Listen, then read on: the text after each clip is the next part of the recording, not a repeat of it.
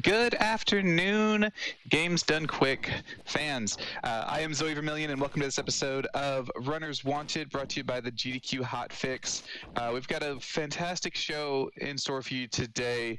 There's going to be some Teenage Mutant Ninja Turtles, and then there's going to be some stuff that Lizstar is going to play. If you're familiar with Lizstar, you'll understand why I'm not being specific, because I'm not sure I know what it is. But before we get into the runs from this episode, I do want to make a couple of quick announcements. This next Monday at 7 p.m. Eastern, we have the Community Spotlight. It's going to be SGDQ previews, so if you want to tune in for some speedruns of games that will be on the SGDQ channel, but there will be different categories, you can get a taste of what's coming up for SGDQ.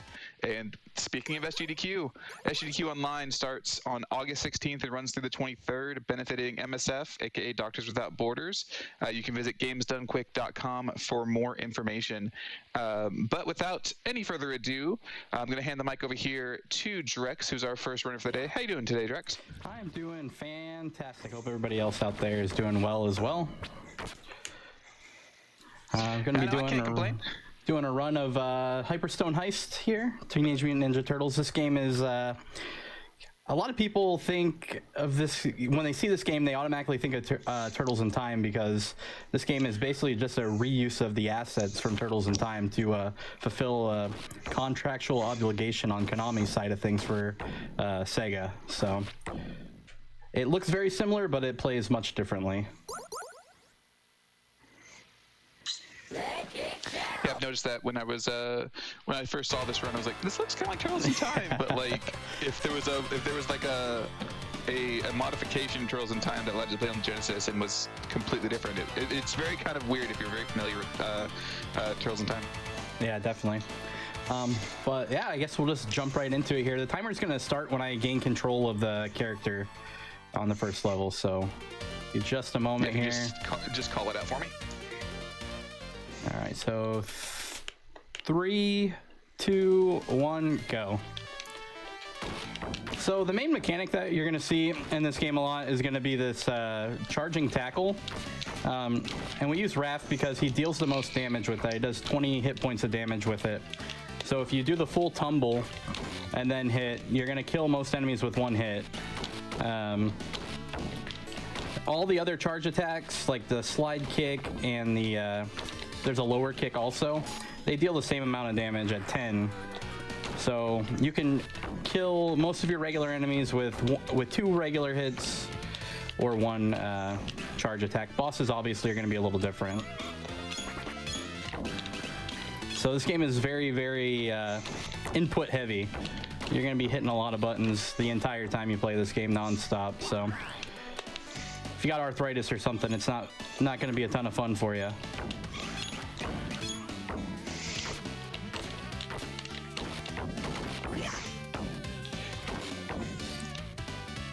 So we'll try, sometimes what we're going to do is try to utilize this kick here to take multiple enemies down at once. The only downside to it is that it knocks them back. So if you are only hitting a single target, you don't want to use it.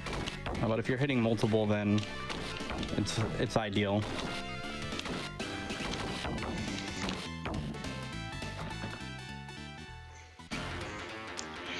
And yeah, all the assets are the same. You got same music from Turtles in Time, same sprites.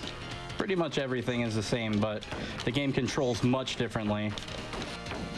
You actually have a run button in this game, unlike in Turtles in Time. So that changes the strategies big time.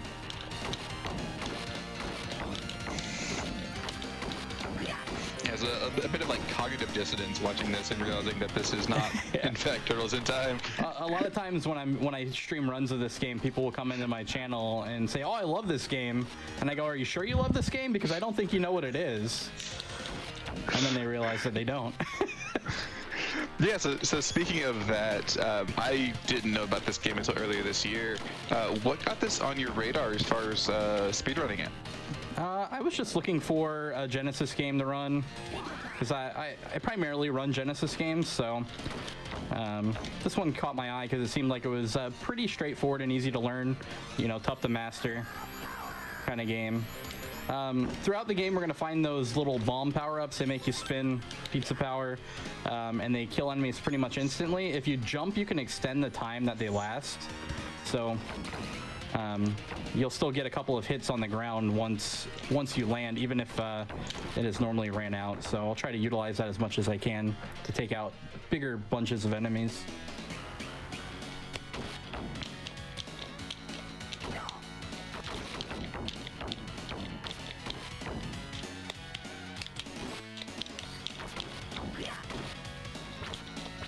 Whoop, there you go.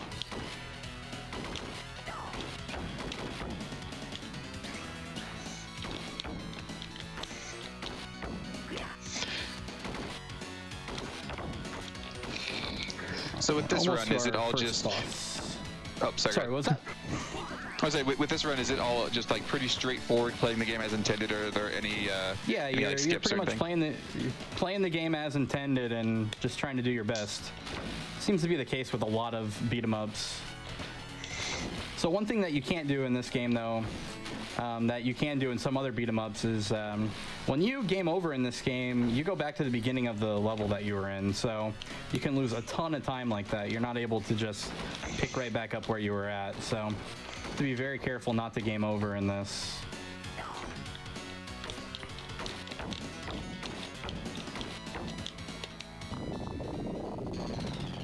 So here's our first boss, Leatherhead. What we're going to do is we're going to use special attacks on so that we drain our own health, so that we can end the countdown timer a little bit quicker. So give myself a little bit of room to work with here. Can hit him about 4 times per cycle here. Just kind of want to get him as quick as you can. There we go. Finish the level with as little life as possible, so that way we can get to the next level quicker. Every frame counts.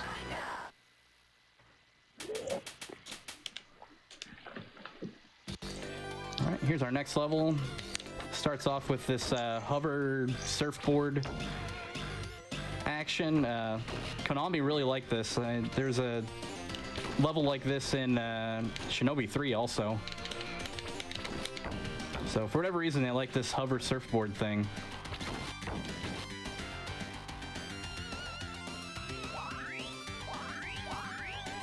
Also, something I didn't mention yet is that you get lives incrementally based on how many enemies you've killed. So you get your first extra life after 100 kills, and then every 200 kills after that. So we're trying to get some extra lives as well, so that we can give ourselves a little bit of leeway on damage boosts and that kind of thing during the boss fights.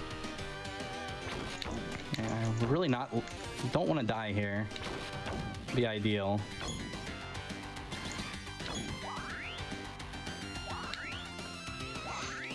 Oops, and no, okay, that's fine though. Don't lose any time by dying here, because auto-scroller, so.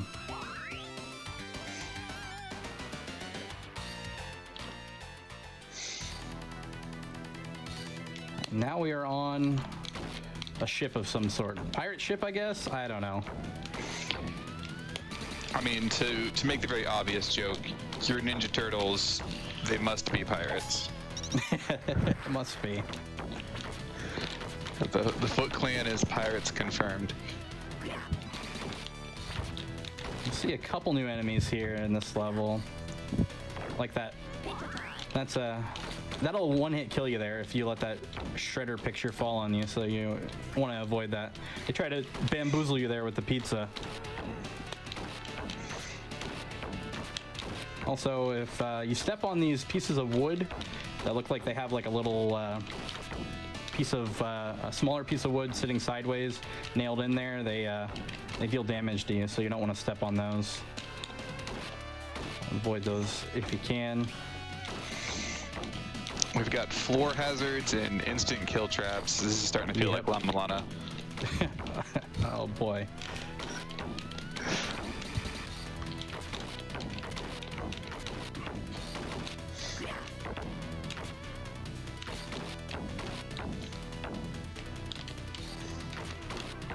And there we've got barrels that'll smush you. Avoid those the best we can.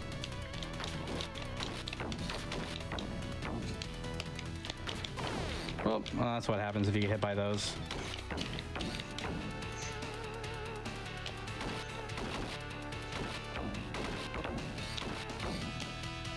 Alright, got these rock dudes here. We're gonna do the same thing with the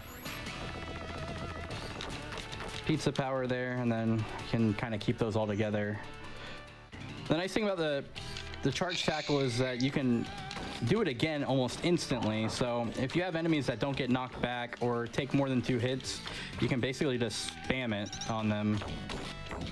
So with those rock dudes, it makes it really easy to get them down pretty quickly if you can keep them together.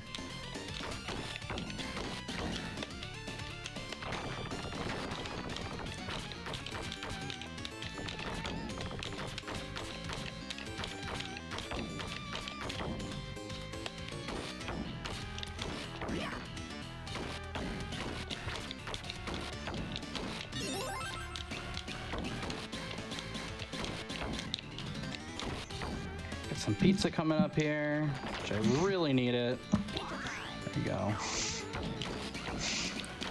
This next boss coming up pretty quick here is probably the worst boss in the game. Yeah, it's an instant attack that just comes out of nowhere, and it's really difficult to deal with, so. I don't know what it is about beat 'em up speedruns, but I always just get so mesmerized watching them.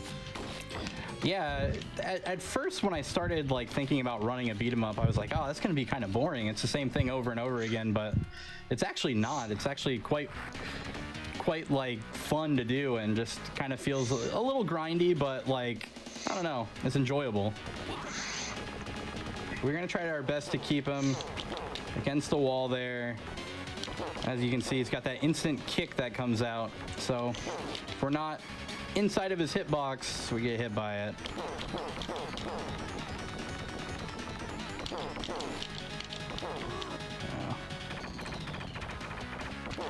And he shoots a gun also, and he'll throw a grenade every once in a while as well. Really don't want to get hit here though, so I'm gonna just take this a little bit slower. There we go. I had lower health for the countdown at least. Yeah, I didn't want to die there and then have full health. So apparently it was a ghost pirate ship. Yeah, ghost pirate ship. Yeah, not a single ghost on it though. So maybe the ship itself was a ghost. I don't know. Now we're gonna be heading to Shredder's hideout.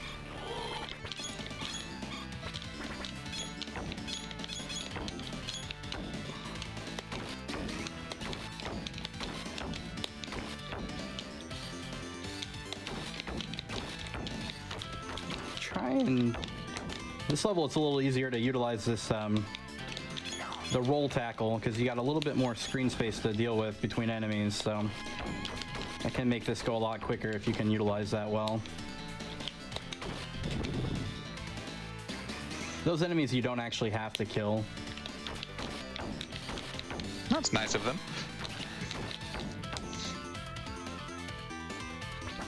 Oh, I missed it. Oh, the cave is creepy. All right. So you want to hit that stone back at them. You can usually get 3 or 4 kills there with that, if you do that properly. I like the fact that there's apparently a cave under you right now. Yeah.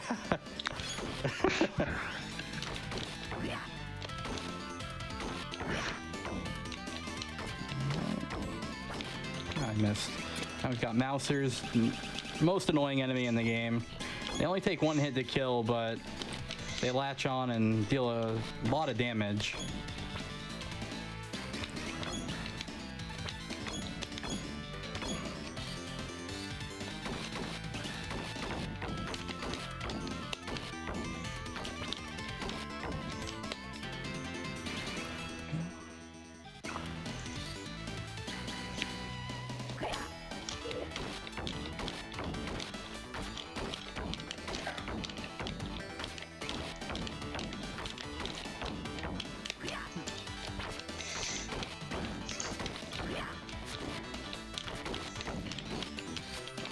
Getting hit in this game, obviously, is not a good thing.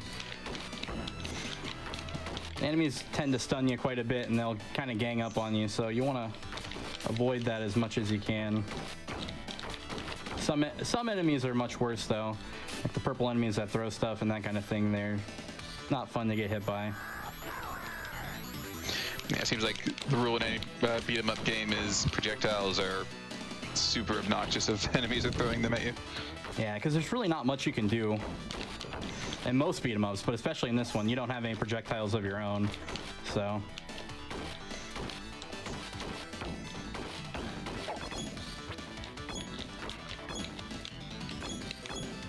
There we go, all the mousers are down. This section, just gotta not get hit by these laser beams coming out of the samurai armor here, so you kinda gotta pick and choose when you attack enemies here, or that happens.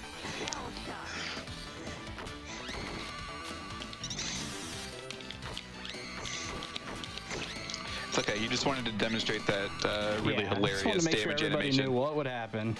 Yeah. So, okay. Oh boy. Oh. Oh boy. There we go.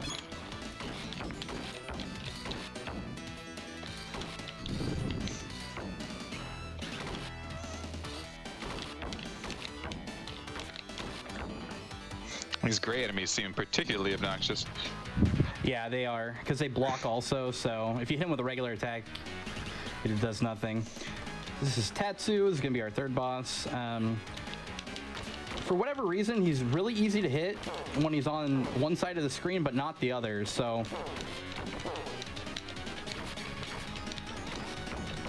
While he's an easy boss, he can be hard to kind of get down quickly.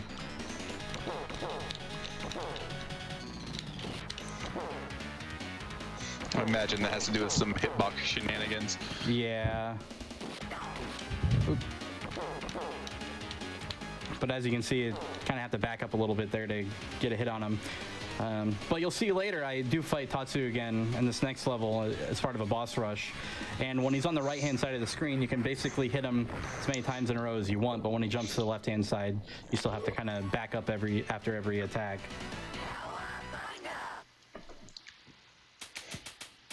So stage 4 here, the gauntlet, exactly what it sounds like. It's going to be a boss rush of all the bosses we've seen in the game so far.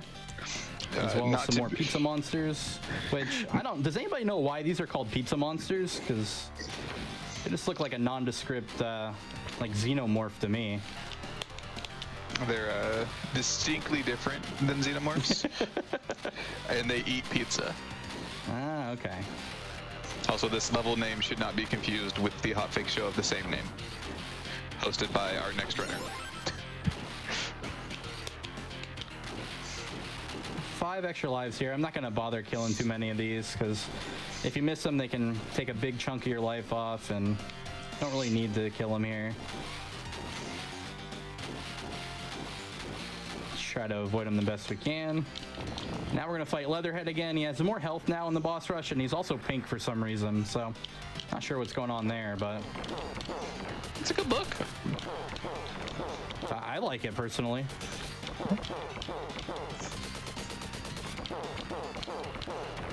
I mean, if I had the option of coming back and having more health and being pink, I'd take it.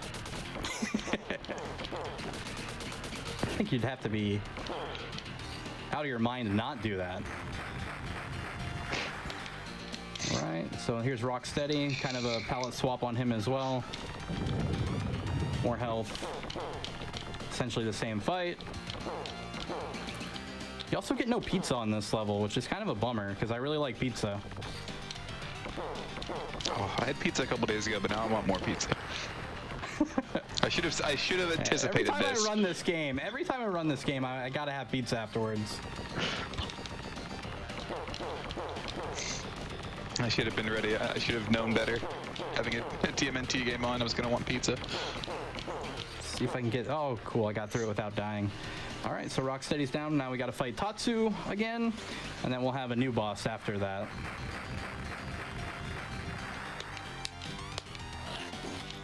Okay.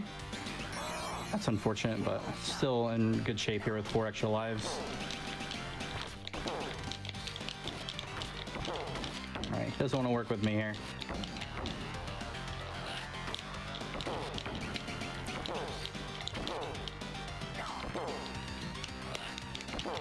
There we go. That's what I was talking about. On the right-hand side of the screen, you can usually hit him pretty easily because of the where he stands here inside of his hitbox. But on the left-hand side, not as easily. Back up a little bit. There we go.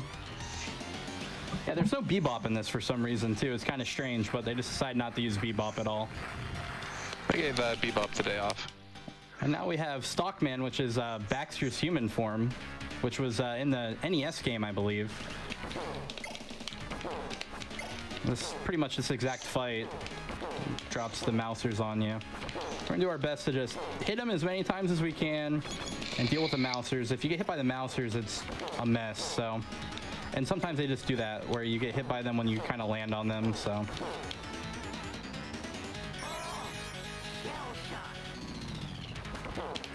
And there's a little bit faster way to kill this boss by doing these kicks.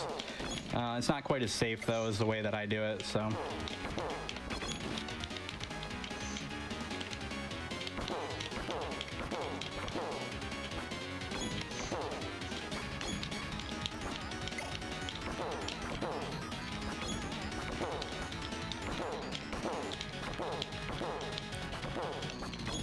Just a couple more hits here and he should be down. There we go.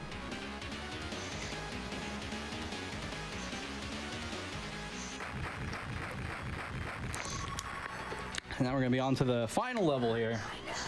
He disappeared in an explosion, so if he ever comes back with a pallet swap, I'm going to be concerned. We will not be seeing any more of him. Spoiler alert. Ah, good. My suspension of disbelief is intact. This level is just a really long kind of endurance test, really. You'll see basically all the enemies you've seen in the game so far in here, besides the bosses. And there's just a lot of them.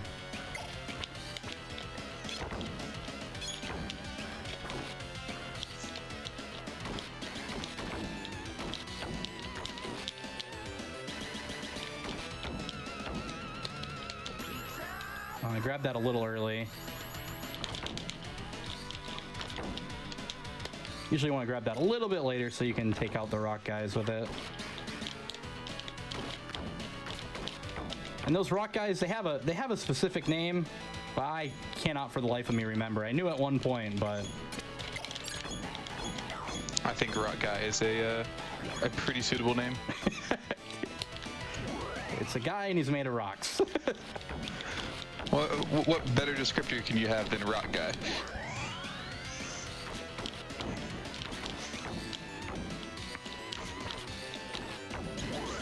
We've got enemies that spawn out of a over easy egg in the elevator there.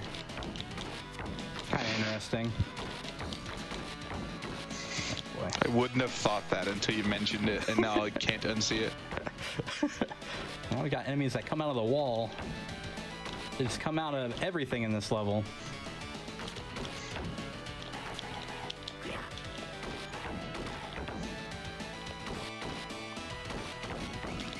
These look like trash chutes.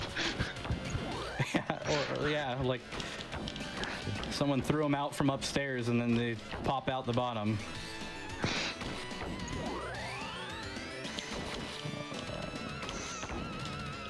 I suppose they could be like slides from their barracks, which would be the best way to like launch into battle is by going down a slide. Yeah.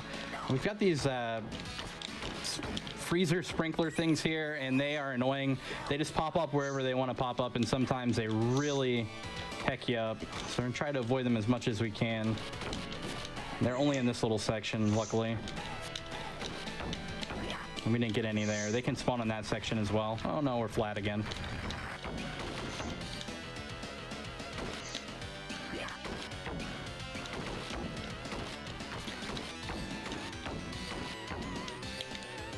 More. those. We're almost to the next boss here. Whoops.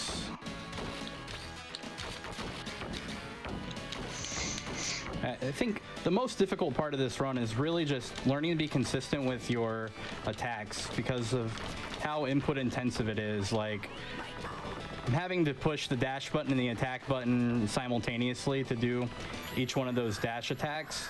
And when you do the sliding kick, you also have to hit the jump button as well. So at some points you're having to hit 3 buttons at once, and it just gets a little tiring, really, after you've killed, 700 enemies.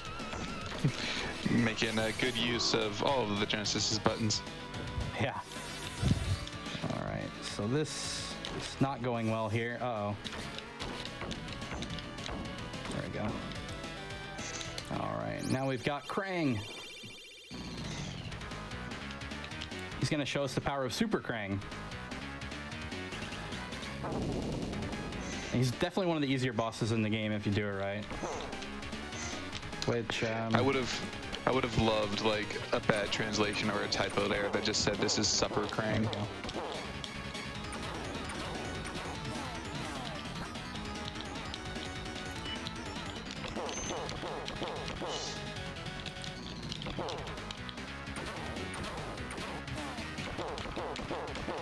So there's a quick kill on him where you use the slide kicks over and over again, back and forth, but I just can't do it. So I have to do it the little bit slower way, which means I get this little unavoidable thing where he drops bombs from the ceiling. Other than that, he's pretty straightforward and easy.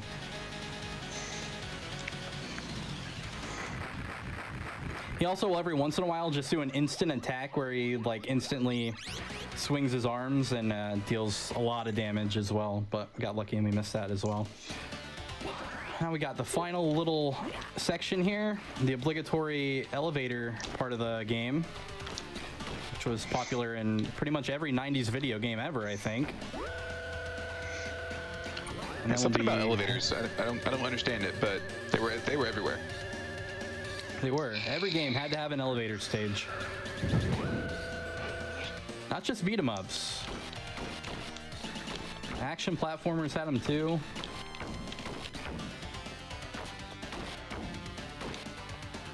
It's basically a way to have an auto-scroller without having an auto-scroller. Yeah, you scroll a little bit of your background up and down, and then, yeah.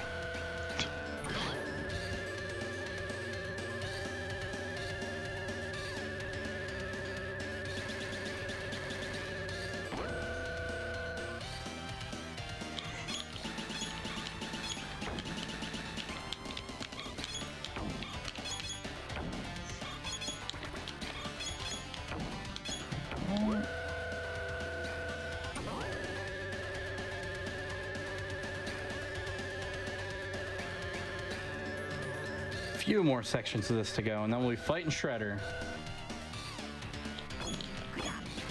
Everybody's favorite, the Mousers are back.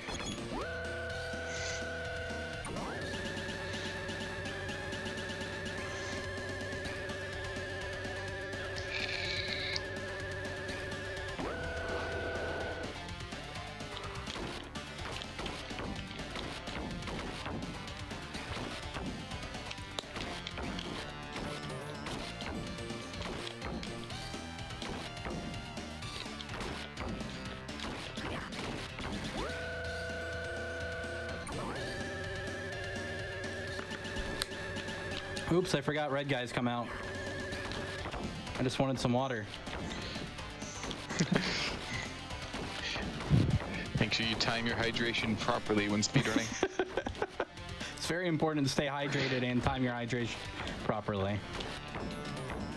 All right, there we go. I thought I was already at the end before, but I wasn't. Now I'm at the end. All right, here we go. Shredder, pretty straightforward, simple fight. He does 3 different attacks. We want to try to attack him while he's casting his attacks, essentially. And the time will end on the last hit on him, so it's kind of hard to determine when that is, but it's really no big deal. I'm ready, just call it when it happens. So you want to hit them during the blue attacks and the green or the red attacks. The green attacks, they're instant kills, kind of hard to get a hit on when he does them, but the blue and red attacks leave him a little vulnerable.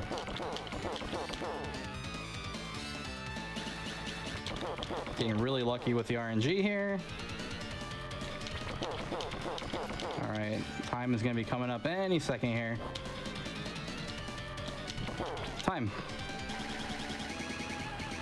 And that is Hyperstone Heist. And that was a PB.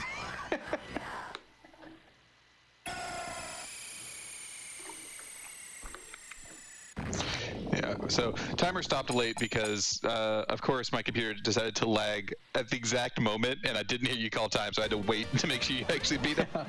No worries.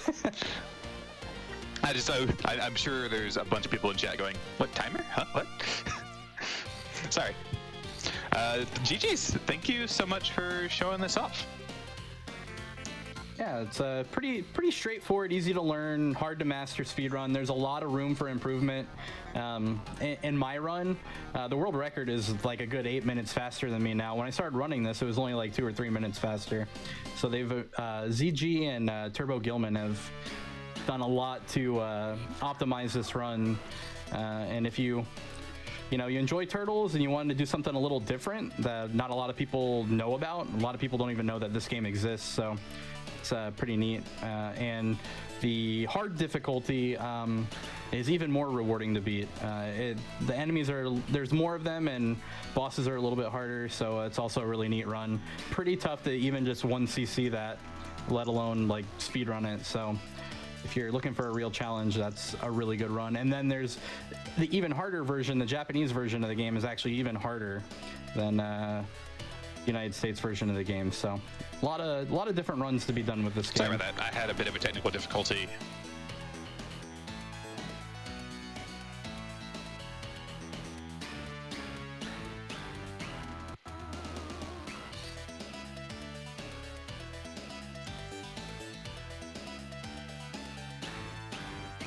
A lot of different runs to be done with this game. Sorry about that.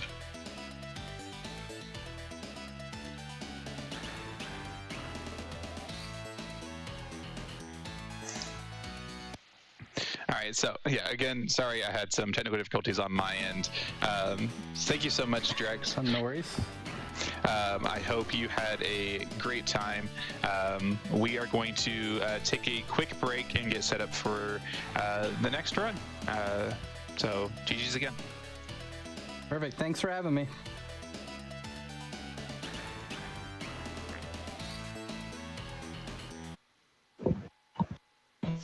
And welcome back. Hope you enjoyed that break. Hope you got some water, stretched your legs out, and are ready for the next couple of runs we have here on today's episode. I am now joined by my fellow showrunner, Lizstar. Liz, how you doing? I'm doing all right. This was slightly last minute, but I'm always happy to help.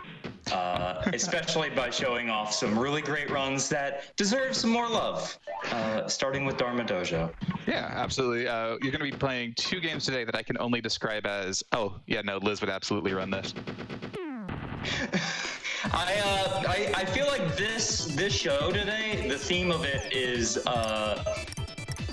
genres that you wouldn't really think of for speedrunning, but are actually a lot of fun.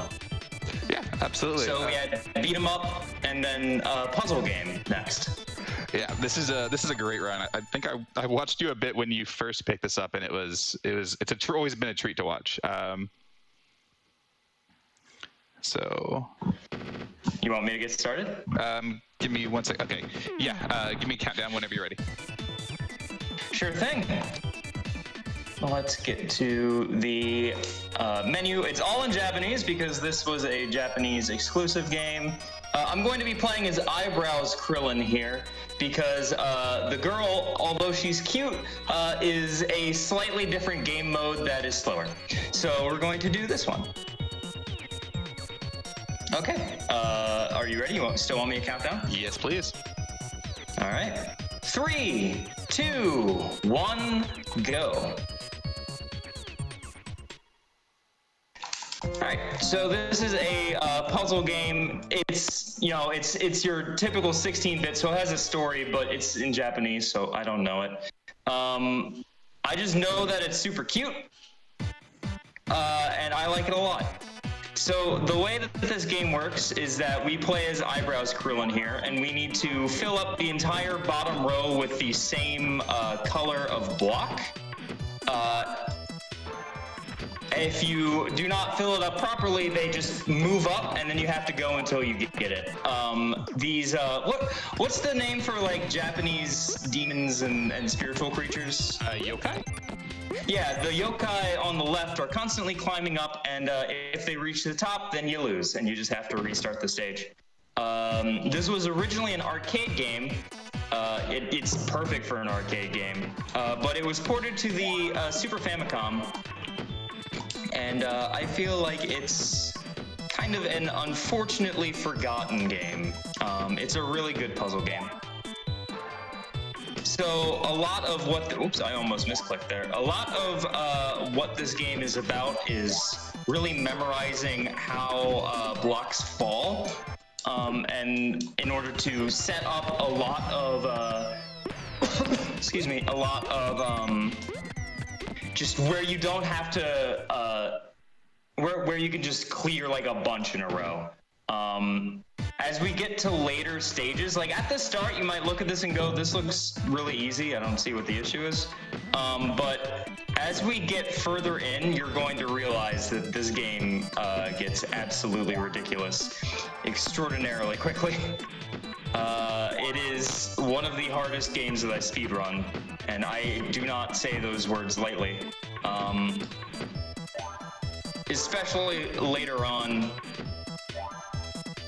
people often say you have to be like a brain genius to get this, and that's not true. I just play it a lot, so I know all the patterns. But that's a puzzle game. Like, people don't think of puzzle games when they first think of speedrunning, because it's like, oh, you can't really speedrun a puzzle game, but you totally can. You know, Puyo Puyo is actually a pretty big one. Tetris, people speedrun Tetris, but there's far more than Puyo Puyo and Tetris. Panel de Pon. Yeah, there's also Panel de Pon, and that's pretty much it. So as you can see, each of these blocks is a daruma, which is a Japanese like wood block. It's a traditional thing over in Japan. I don't know a whole lot about what this game is about, to be honest. Like, I know that darumas are like the red things specifically, and not these red blocks, but like there's actually none here right now. But I will show you once we get to them. And you are supposed to like make a goal and then fill in an eye every time you reach that goal, or like you're halfway there, fill in an eye, you're all the way there, fill in the other eye, and then boom, you did it. And that's the idea. In the arcade version, it has cute little cutscenes, one of which is filling in the eye when you're halfway through the game, which I find super adorable. So one of the main strats that I do is what I call consolidation strats, where I just try and get everything clumped up together. When they're clumped up together, they're just easier to manage. Ooh, it's a little obnoxious, but that's okay. It gets way worse when we have like a 8 stack that we have to clear. Like right now we only have 4, and you know, this seems fine, but it gets ridiculous after a while.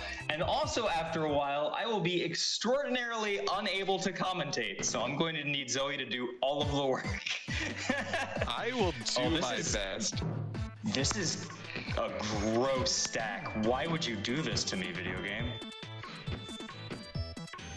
Okay, so we can get rid of this friend here. I often try and look at, okay, what's the like first one that's just easiest to get rid of? Oh, this is actually working out very nice. I'm sorry I doubted you, Stack.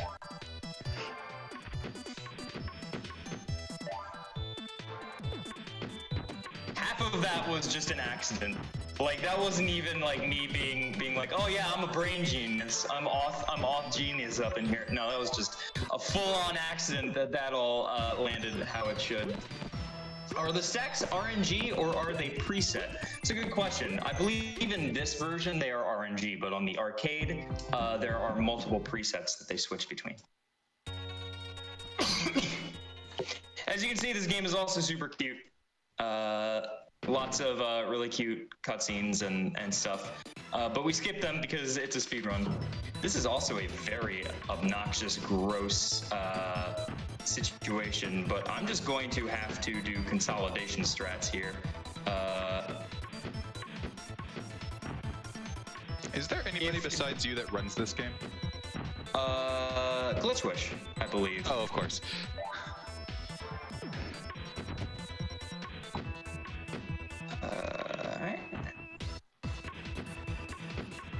No one else runs this game now. That's most of the games that I play. It really wasn't hard. When Zoe was like, hey, I need you to run a thing, I was like, sure. Here's a list of all the speedruns I do. because I don't speedrun anything anyone cares about. Look, I'm not going to say that in my planning document for this show that one of my cells for possible runs was anything Liz runs, but that's exactly what's in my spreadsheet.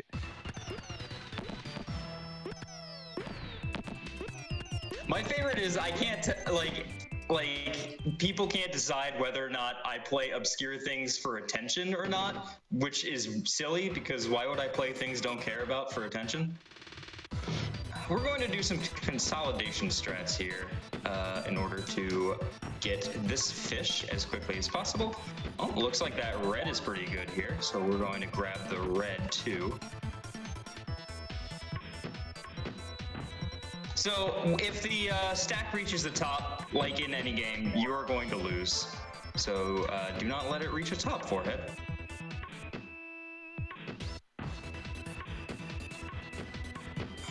Sometimes when you are just making so many plays, you kind of forget and it will reach the top anyway, without you even noticing. Always a shame when that happens.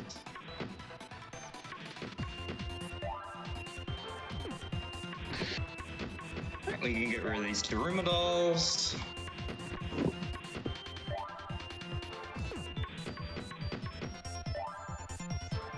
And there you go. I like the different animations that you send at the yokai. Same. How is the girl character different? So in the arcade, they are functionally the same. Whether or not you start off on the whether or not you start off on the first player or the second player determines your character, and they have no functional difference. But in this version, the lady character, the way that she works, I actually did not mean to do that, but that's okay. That actually works out very well. The lady character, basically, the yokai on the left will never rise up unless you make a mistake. If you do a miss, then they will rise up slightly.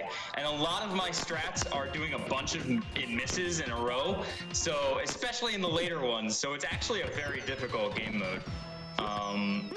It's possible, might be faster, but like it's a lot more swingy for me. If you do ever decide to run that, you definitely need to call it Girl %. I don't know how different it would truly be, but I would love that. All right, we're going to start off with consolidation stats here. That'll get us red. Let's get this pig. These pigs from Mario Land 2, by the way. It's the thing I think of every time I see them.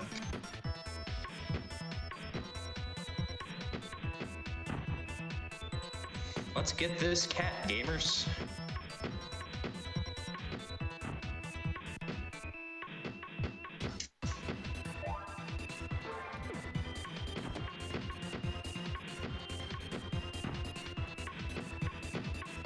Alright, and then everything is very nice and evenly ordered for me to get for the last one. That was a pretty nice one.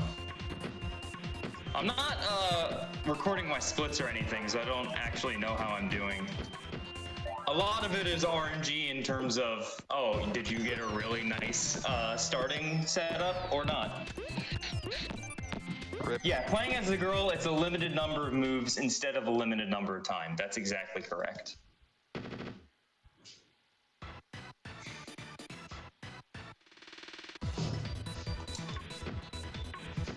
No super great setup here, so I'm just going to do consolidation strats for a tiny bit. I'm always amazed at your ability to like parse the board when it comes out to see like, all right, nope, I gotta work this a bit. You just get used to it. Any puzzle game, it's just a matter of like, eventually you just see all the patterns. Especially with like the other big puzzle game that I speedrun is Columns. Although I don't speedrun it nearly as much these days.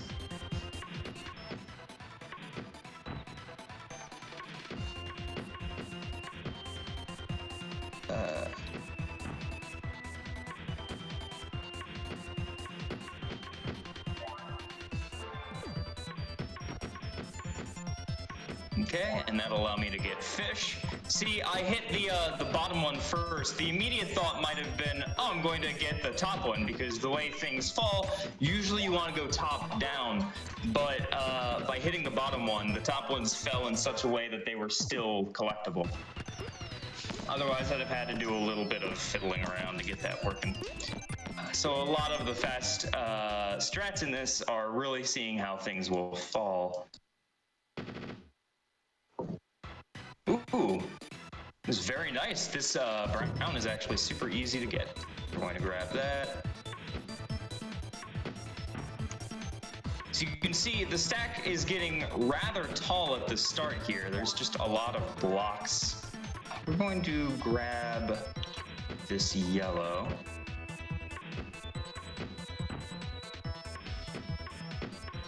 Getting a little dangerous. Okay, there we go. That should be fine. I love the music in this game. This game just has a really good style to it. It's a very pleasant game. Yeah, it's a fantastic game, and one of those that is definitely a casualty of, wow, this is a very like culture-specific game that is not going to do anything in a Western market.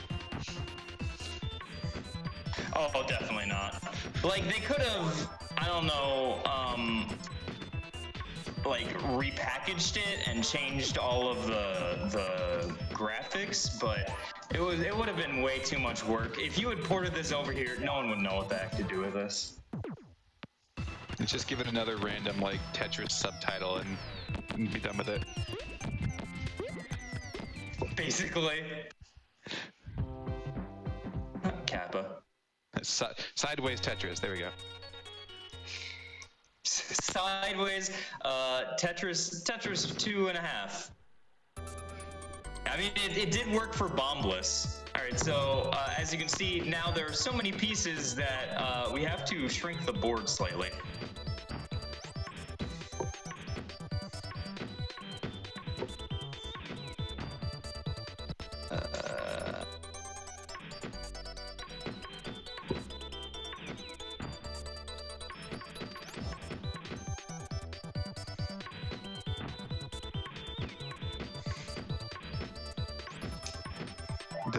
Do the smaller pieces make it any harder to parse the board? Yeah. Yes, definitely, for sure. Oh, this is bad. I'm going very slowly.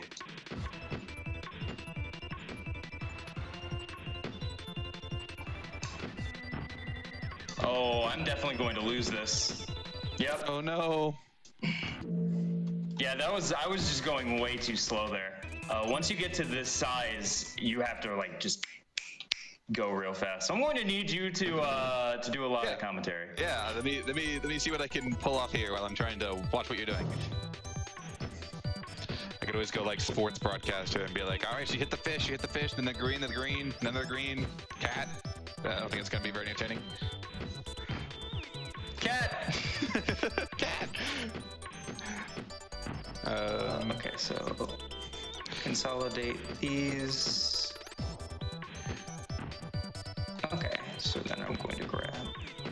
Sorry, I'm going to mutter to myself. Yeah, no, you're muttering to yourself. I'm fighting the urge to be mesmerized and also figure out what to say.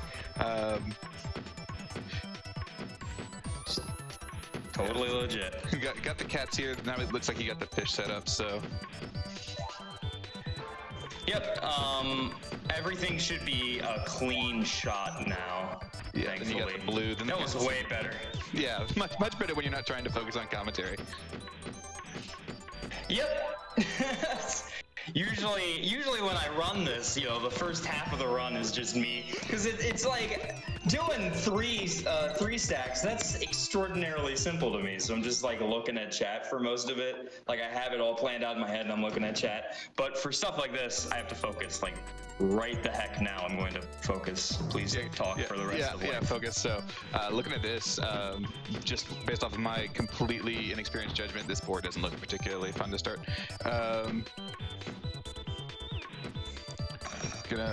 What even are these? Are these like, I don't even know what to call them. They're not cats, but they're fuzzy, cute things. Oh, the bears? Oh, they're bears. Okay, I see that. Yeah, so you got the reds here. The bears. What are you doing? Speaking of which, we're going to grab these bears. Yeah, bears are set up here. Then the girls will be almost set up. Yeah. Got the girls just about, and then your seals will be set up shortly. I have teal set up here. And then I'll have to do a little bit more awkward setup for the fish and the yellows, because they're just kind of all over the place. They're completely intermingled at this point. There we go. That's way better. There we go. Then you got fishies and then yellow. Much better.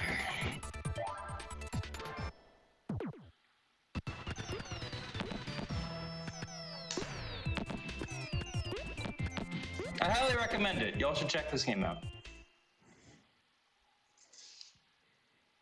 This is probably not anything I'd ever submit to a GDQ, because for the most part, I understand and get why people aren't like super in love with these kinds of speedruns. This is just annoying. You focus, I talk. Yes, please do. Yeah, this board looks a bit obnoxious. I'm just trying to watch what you're doing and see if I can see where you're going with it. I'm doing a lot of consolidation strats here. That's the big one. Yeah. Okay, so we can get the brown now. Once it gets a little bit nicer once you consolidate slightly and get rid of a few things. So next up, I'm going to go for these cats. I like how there are two kinds of cats. You know, if those one cats didn't fit your fancy, how about these cats? Yeah, well, you got the lucky cats, and then you have whatever this other cat that you just got rid of is, which I'm not sure, but it's probably a culture thing. We got the bears. Stop bears. Okay, so this is a much better situation now. Yeah, then you got your pinks set up. This is a lot nicer. Let's go for the yellow next.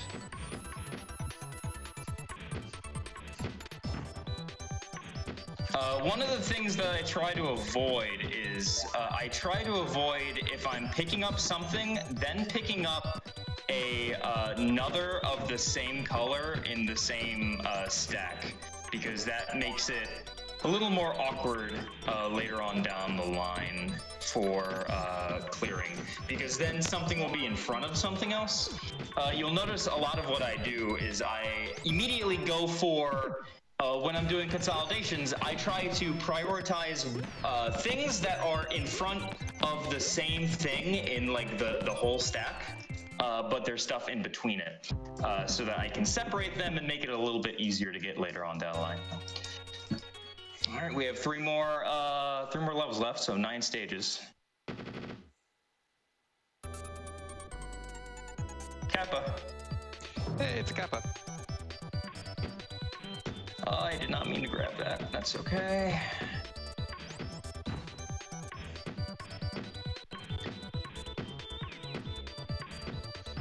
So starting off here with some consolidation strats. Yep. I'm gonna get this yellow here. Yeah, because now you've got it set up perfectly. And next up, I'll go for the Tanuki. Your Tanuki's pretty close. I'm actually rather impressed with myself that I've already started to notice things. Yeah, you're starting to get it. Good job. I say you did a good job there. Oh, that's not quite what I wanted. That's okay. Oh yeah, I guess you were not trying to hit that lucky cat, because otherwise you would have been set up.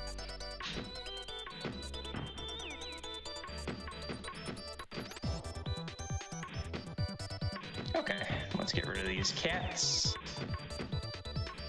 And then you have your green almost set up. Yeah, let's get the green going.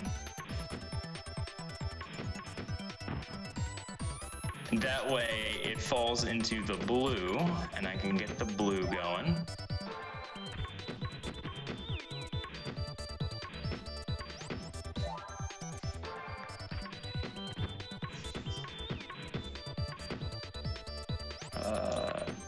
Now I can get these things. Oh, something important to note. I mean, it's not like super important, but something to note is the wards. I believe that's what they are. They're the things with Japanese writing on them. They don't stun the yokai. They only give you points. Oh. I'm really not sure why, but it's very important to know if that's one of the last ones you have down, you want to get that last, because otherwise the yokai might slip by. Yeah, that's really important to know. I had never noticed that.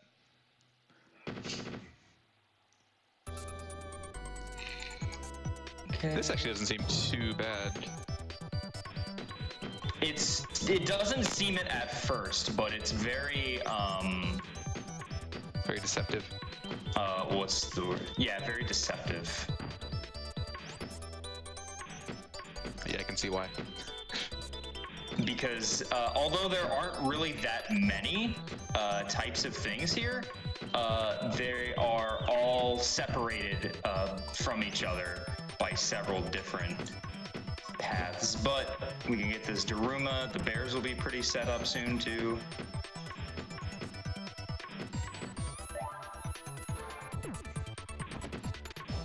Yeah, then the reds. Yep. You're starting to see it. You should play this game. I think I will. I'm talking to everyone when I say that, but you especially, Zoe. Yeah, I think in the middle of a randomizer tournament, this would be something that would be good for winding down. Well, the first half of it is definitely good for winding down.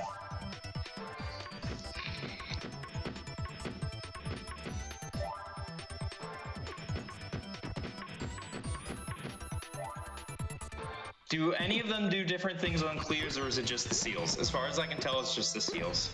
There's not a lot of documentation on this game. I discovered it because I do a thing on my stream where I play a lot of arcade games. I just love arcade games, so if anyone has one, I'm like, hey, you know, suggest this arcade game. I would love to discover more of them.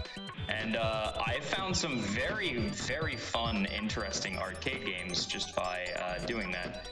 Dharma Doujou being one of them. Yeah, imagine finding games to run is that's one way to kind of come across little hidden gems. That, and I know your Genesis Quest is probably a good source of new games. Absolutely. That's one of the reasons why I speedrun so many different games that no one cares about, because I do just explore the libraries of so many different consoles and stuff that I found some very interesting things.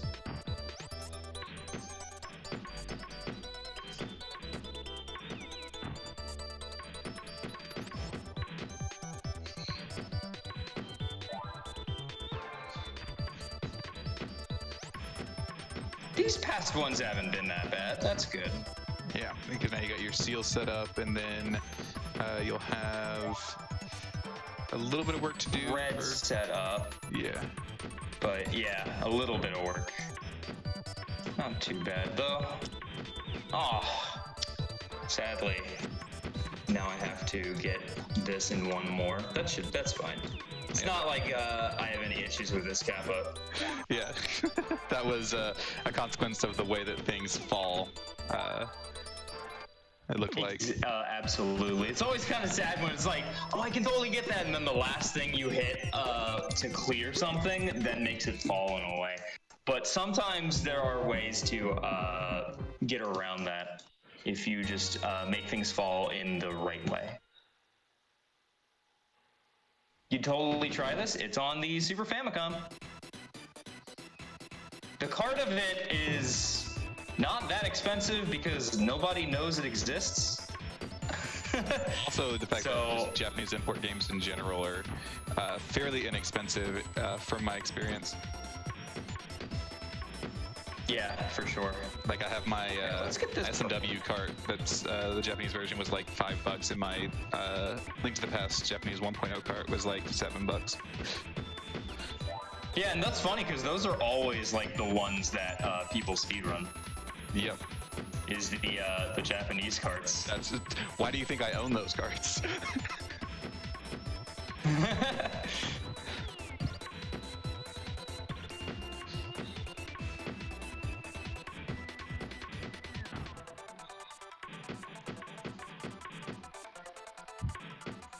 Oh, snap. I didn't. Oopsies. I was about to say, this one's been a bit that spicy. sometimes happens. Yeah. That's okay.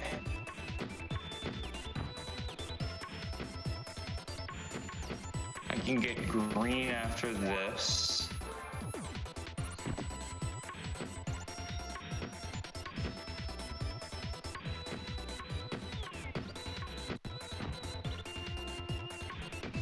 It's just a matter of consolidation strats. Alright, we can get fish next. And then pig should be close after that.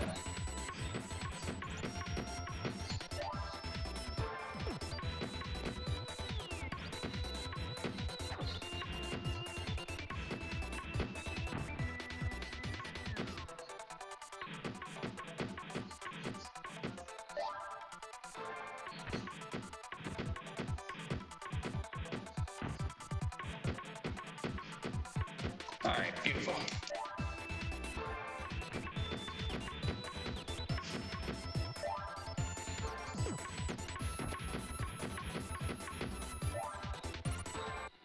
Goodbye, friend.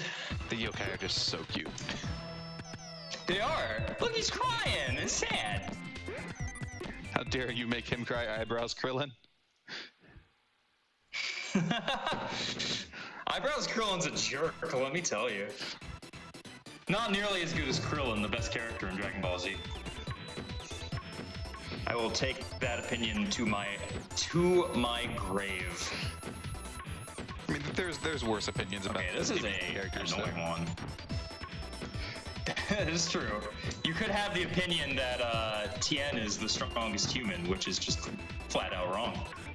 I have arguments with friends about this.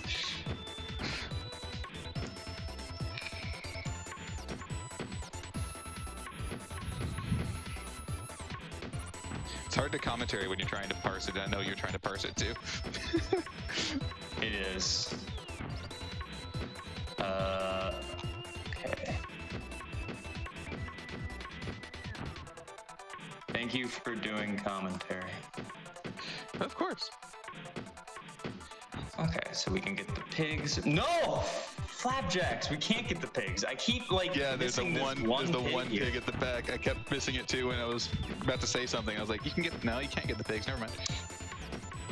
I'm probably going to lose this one just because of all these mistakes. Oh, I'm definitely losing it now because I'm going over because I miscounted. Heck! No!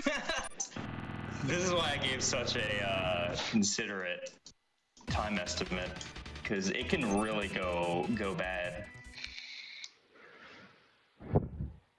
What's your PB / I guess world record for this? 43? It is not the world record anymore, actually. I got bopped. Oh, did you get bopped by Glitchwitch? Oh, that's right. Someone else does run this. I can't remember his name, though. Oh, well, there we go. That's exciting. Someone else picked it up semi-recently and kicked my butt. Which I'm okay with, because that means someone else is playing a game that I love. Yeah, it's always a good thing. I never mind if someone picks it up. Yeah, when you're one of the few runners of a community, you're always like, new runner. Exactly. It's kind of a... I love new runner smell. It's kind of the reason why this show idea came to my head was I run a handful of games with only a couple runners here or there, and I was like, I would love to see these kind of games be able to be exposed to more people. So if people don't know about them and they like the run, then they have the opportunity to pick it up. Yeah, for sure.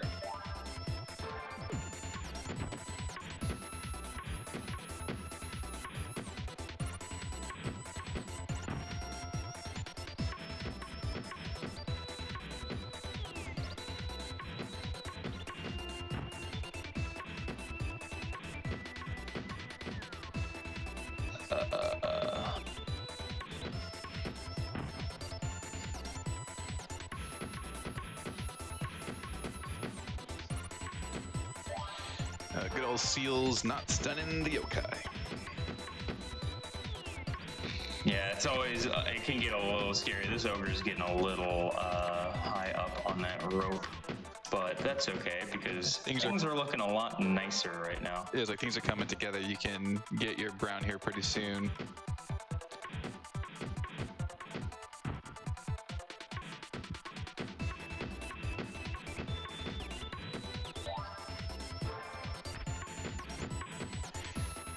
A little bit of work to get your not lucky cats.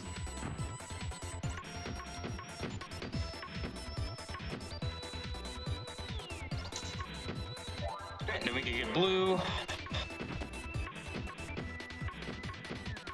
And red.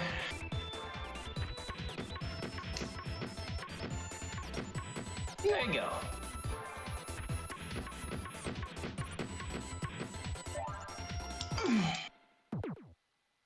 I hope you all are having a nice day, enjoying.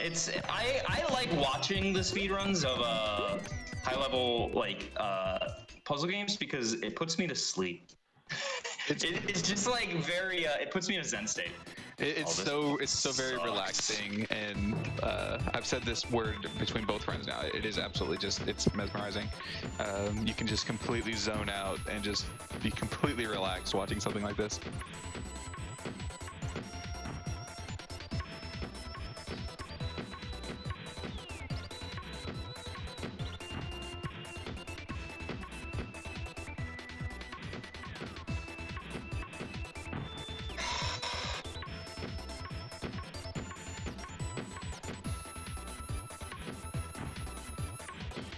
Let's see.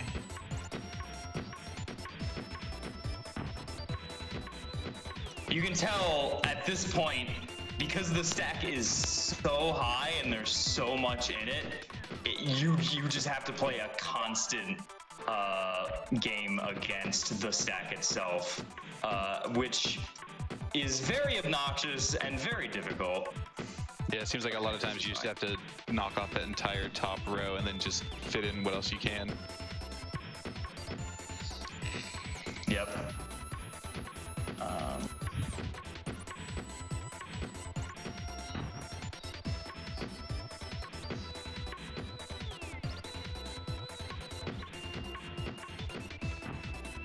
almost could. I saw you hesitate there, think about going for that cat, and then had to count and make sure you weren't gonna.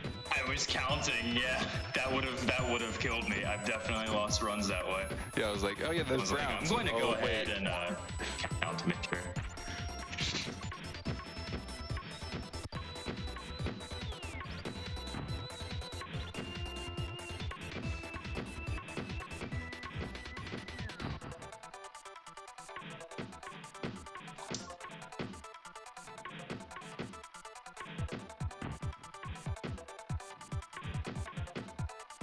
Let's get the pinks next.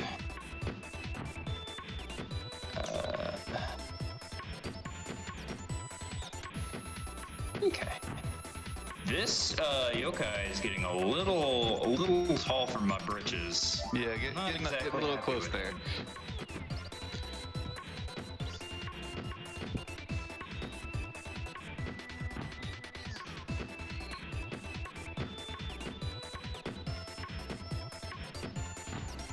What are you going for? Are you going for... I'm going for the purple and then the blue.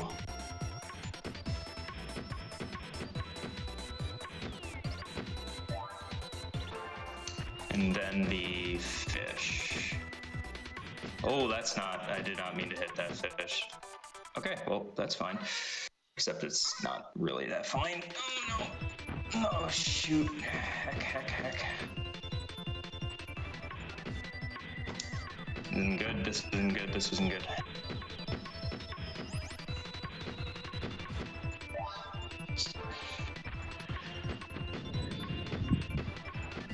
Yeah, you got your Darumas there.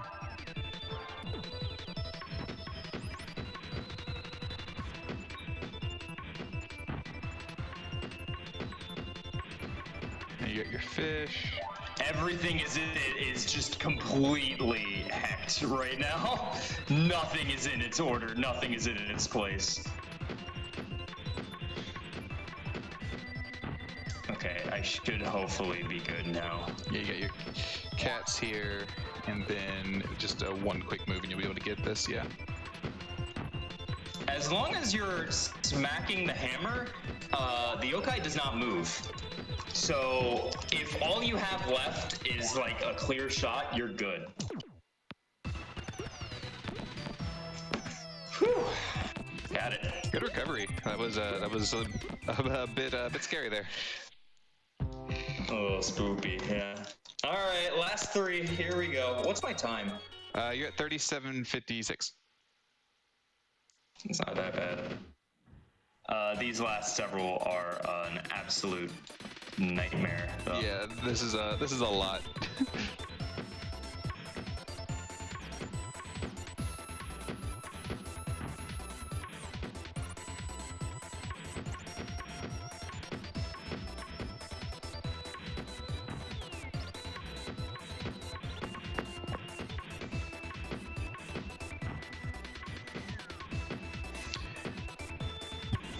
I can't commentate when the stream keeps buffering. Come on. I'm sorry. No, it's definitely on my end. I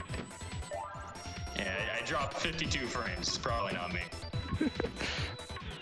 It was those 52 frames all at one time. It's still not that many frames.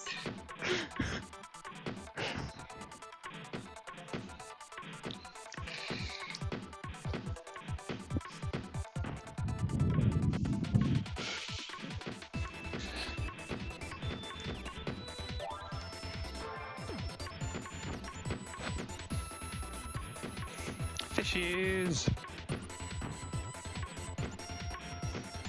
I'm sorry, what? Going for blues next. Yep.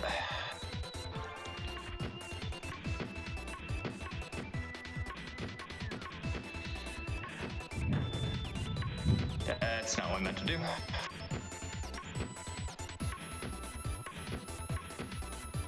You got your bears. There we go. It's kind of easy to accidentally hit the wrong thing while you're trying to go fast. I do it a lot.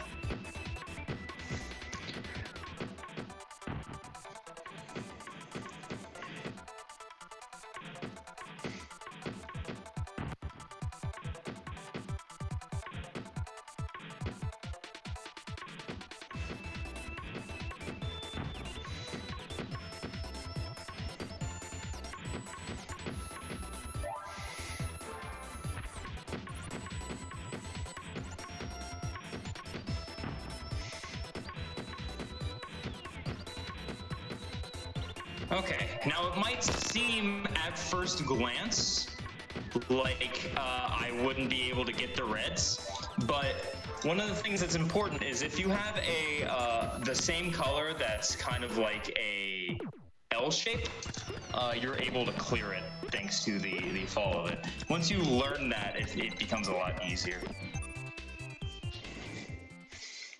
All right, final stage 2. 2 more stages. Oh, heck this. Oh dear.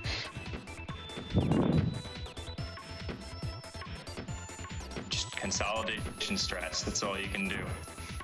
Yeah, just consolidate until a path just open up to you? Basically.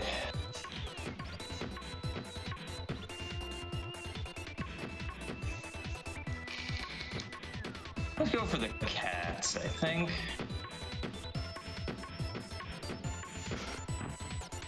Every time you start hitting the middle of the stack, and I'm sitting there looking at the top of the stack going, oh, please make sure you're counting.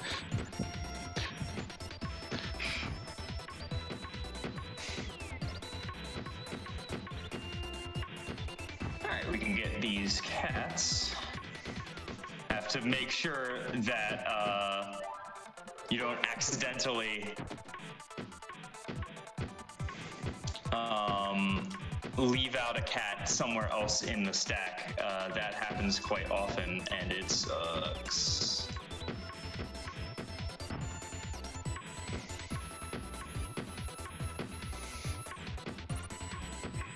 Alright, we can get these fish. Fishy friends.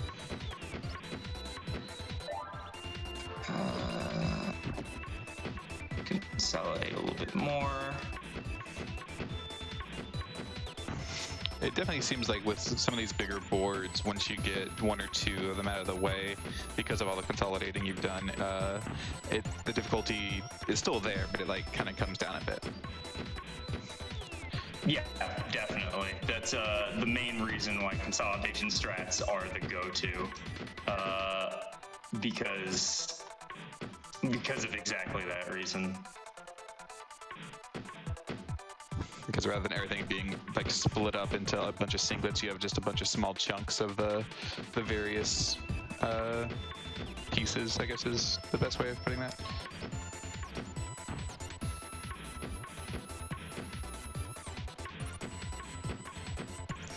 Goodbye, bears. The bears. Next we'll get the kimono girls.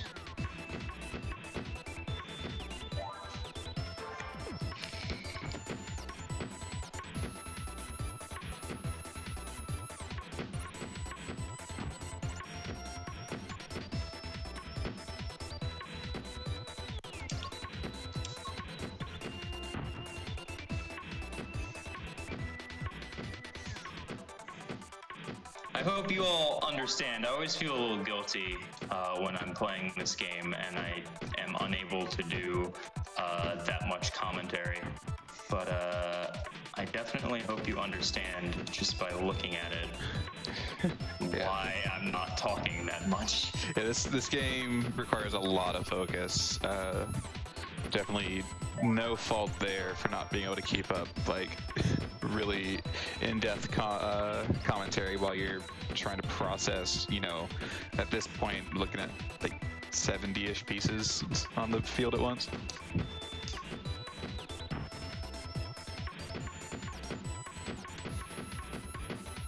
Alright, here I'm just going to hit green a bunch.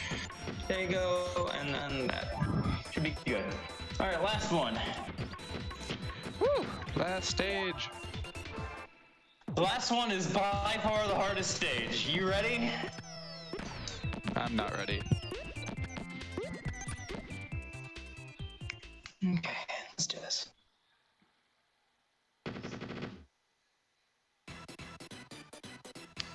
Heck, this stage. I was definitely not ready. Yes.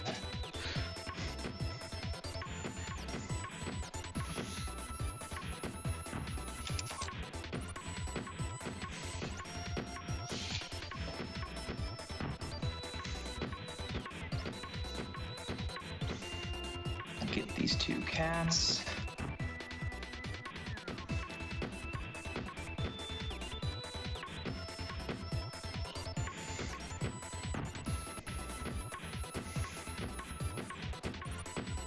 I am equal parts trying to let you focus and also not know what to say. That's okay. That's this game.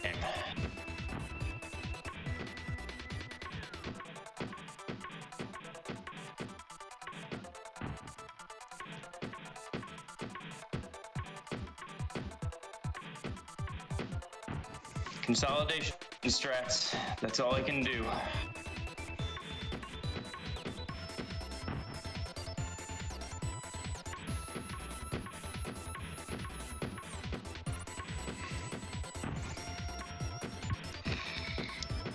Yeah, when you only have a handful of pieces that you can arrange per turn, just because you have to make sure you're not topping out. It's a lot.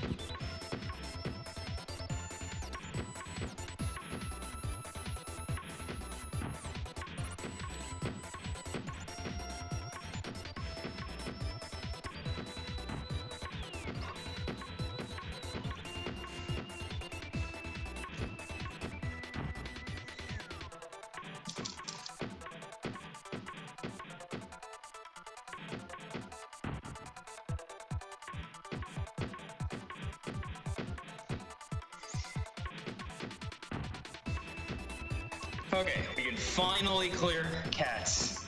Yay! What a stack.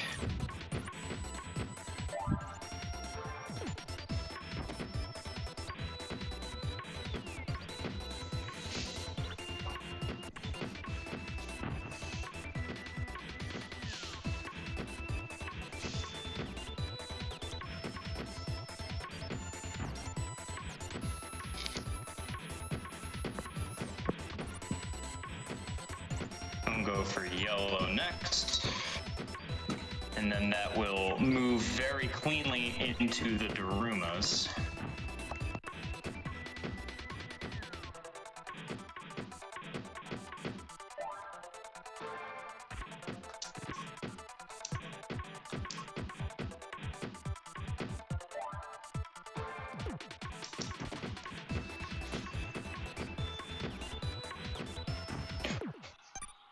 I didn't notice the cat at the top! No! Oh, it's tragic.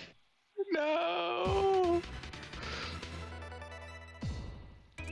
Oh no! That's tragic. That's okay. We'll do it again. Ah, that would have been fine. That would have been fine. Game hard. Mer.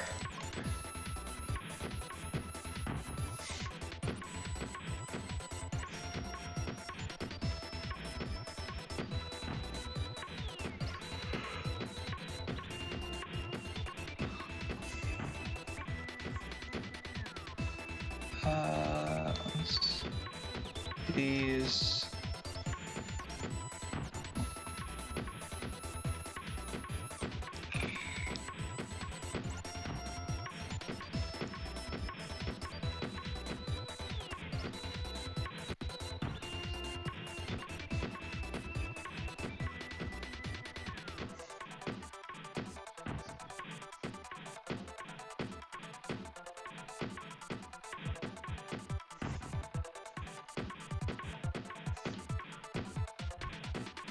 You can tell I'm trying to get the cats in such a way that I can hit them later, but also so that I don't send them down to the bottom far along on the right, so it's easier for me to actually get them in the end.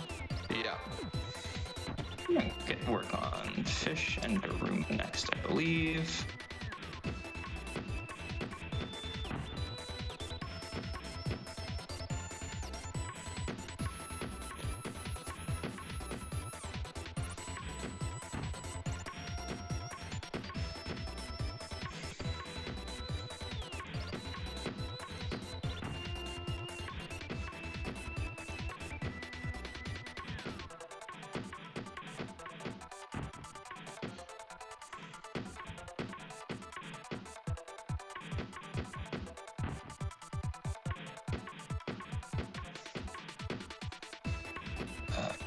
these two. All right. Beautiful. Starting to come together. Just pay attention to the top. Yeah, that's been my main issue today. I guess it's because, I'm doing commentary, so it's hard for me to really focus on the top. And I get hecked up a little easily.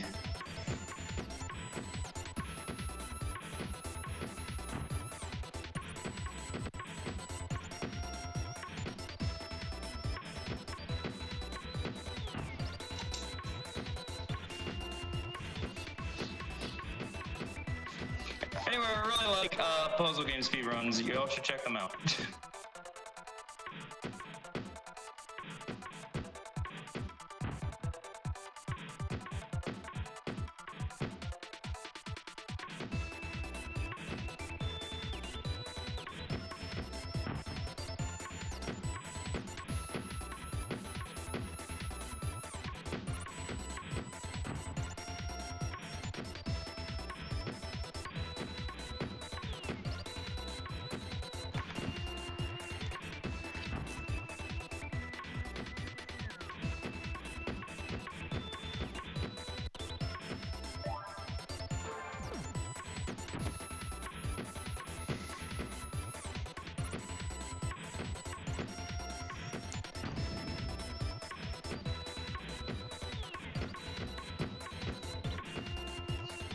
Oh no, there was a cat there. I didn't notice.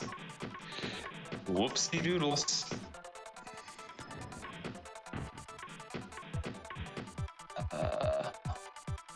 You got this. Yeah, I got this. It's fine.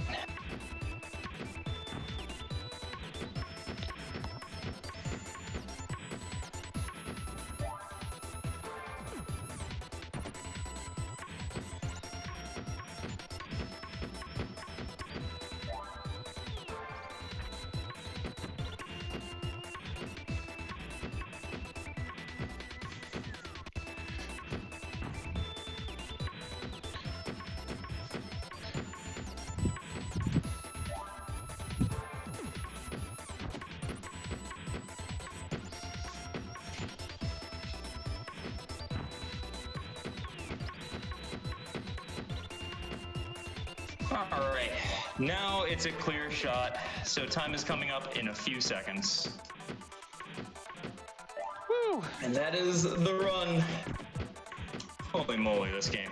And time will be on fade out.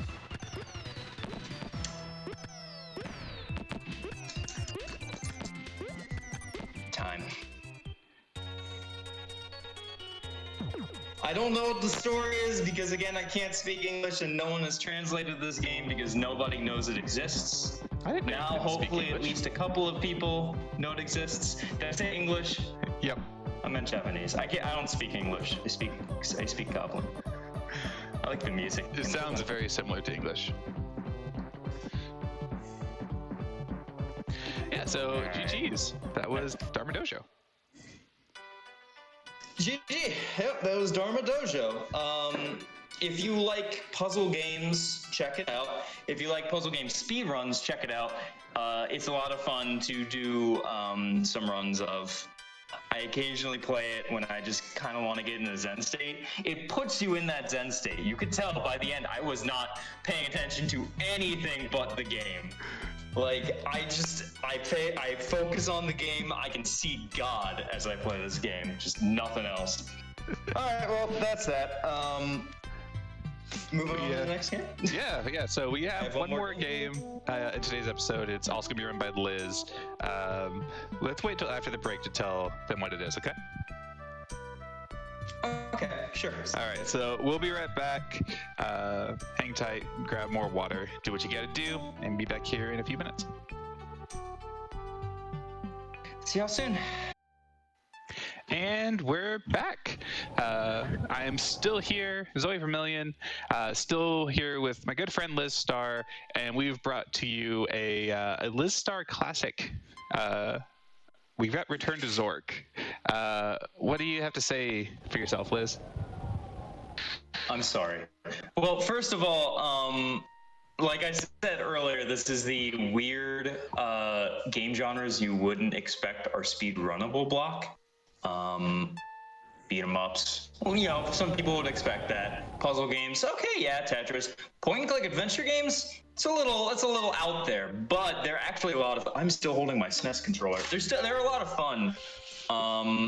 This one especially. This was my favorite game. One of my favorite games as a kid.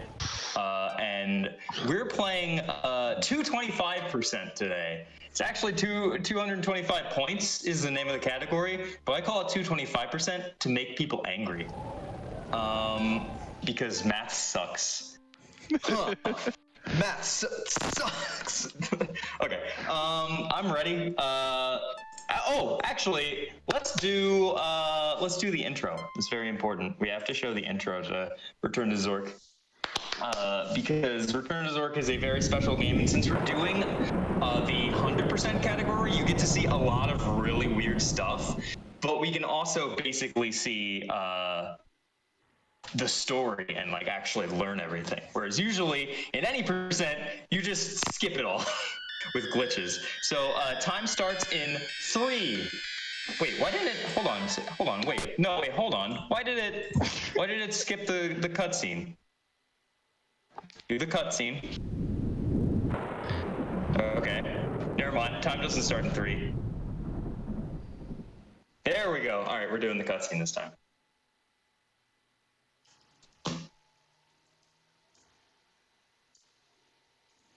You're standing by a White House. Oh, so it's like the text adventures, because it's Zork.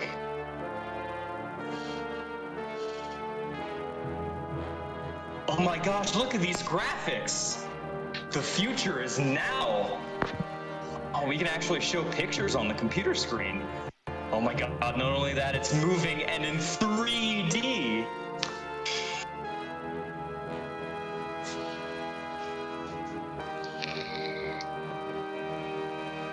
So this is the first Zork game with actual graphics. It's a point and click adventure game, and they really wanted to show it off.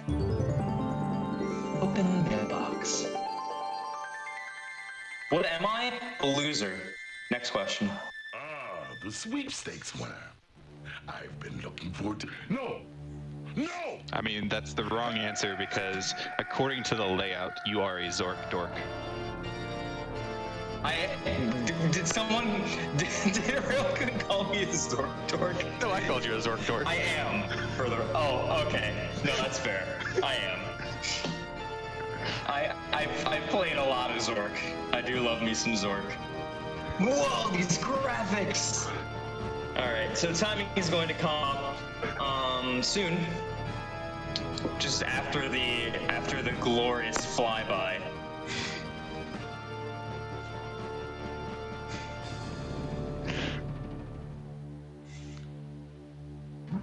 And we land here. All right, I'm gonna count us down. As soon as it starts, is it working? I can't tell. Gosh darn it, this thing sometimes is a little funky. It's an old DOS game, so sometimes it breaks in weird ways. It's DOS, what do you expect? Yeah. All right. 3, 2, 1, maybe go. All right. So welcome to Return to Zork. I haven't actually speedrun this game in a long freaking time. So this run is going to be extremely pathetic, but I'm doing my best. We're going to start by digging up the bonding plant. If you cut it, you basically lose, but the game doesn't tell you that.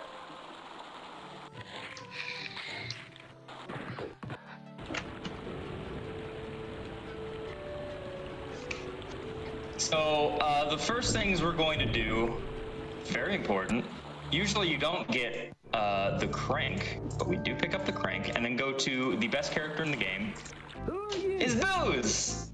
Don't matter. Want some rye? Of course you do.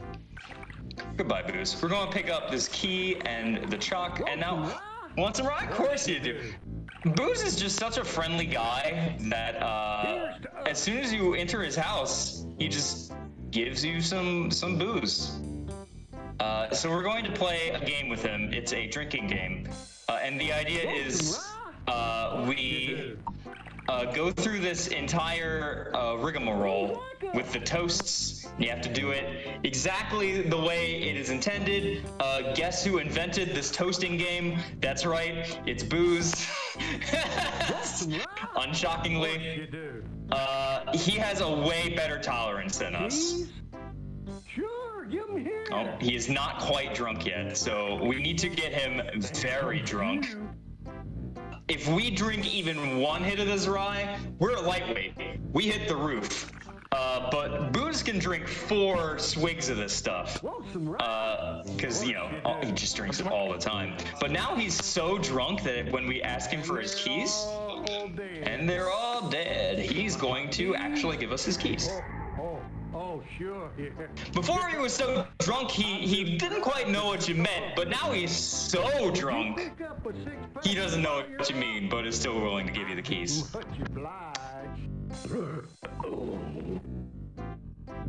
Alright, now we're going to knock Booze cold, so go ahead and take one more swig, and Booze is going to pass out.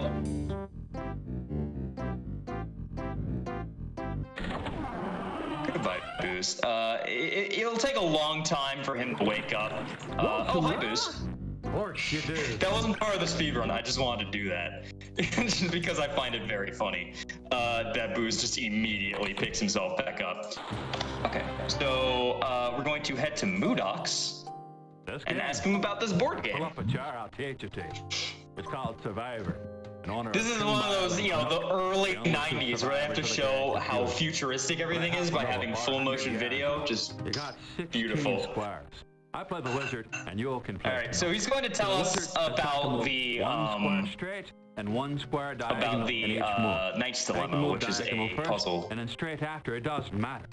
Now, the moment the wizard moves off the square, it caves in, forms a pit. Now, Canuck can jump to any unoccupied square and force you to move into a pit, and he's won. The object is to have all the squares filled in the pits, except the one you'd be sitting on. Haha, that takes strategy. Give it a try. I played this game a lot. You're not as dumb as you look. I know basically every line word for word. You're not as dumb as you look. So we have a exact path here, which will get him doing it the fastest. And actually, he gave us very good RNG. He can make us wait by saying a voice line that takes like 7 seconds. But he was actually very kind to us there. That's pretty good. A little worse for the wire, but Smitty across the way can shine it up for you. Oh, and here is a talking.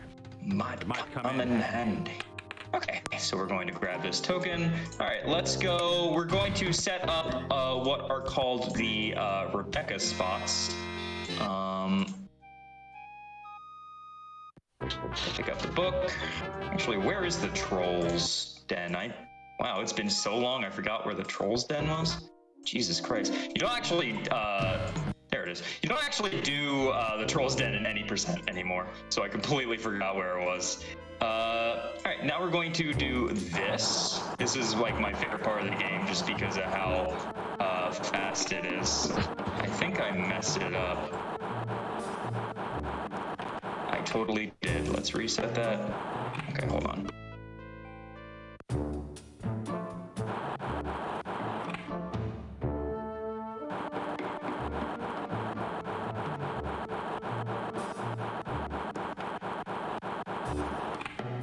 Nope, that's not it.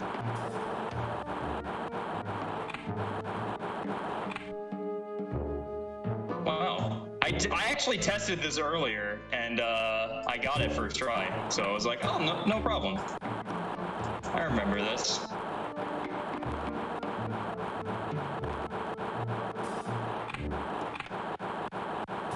No? Uh-oh. Uh-oh.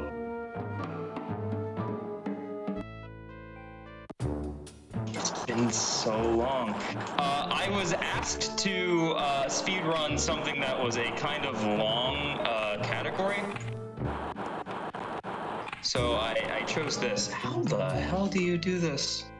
Am I going to have to look at my own speedrun on Games Don't Quit? You know what? We're going to do that. Listen, y'all. You ever made mistakes? Because we're going to make mistakes. I'm going to watch my own speedrun.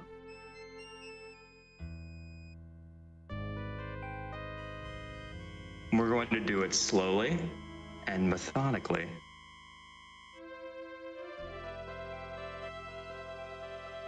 Especially because the internet is really slow. So how are y'all doing today? Zoe, where are you? You're so quiet.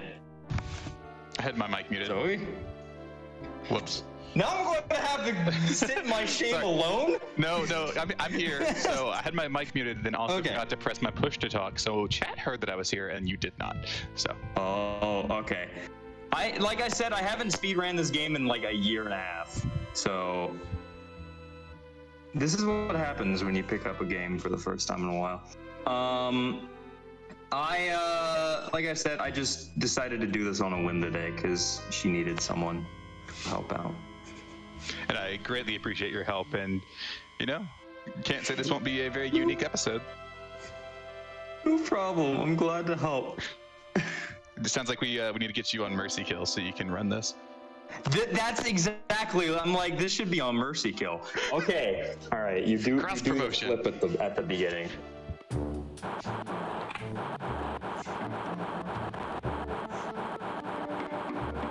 Speaking of which, if people in chat have not watched the Hot Fix show Mercy Kill, you definitely should.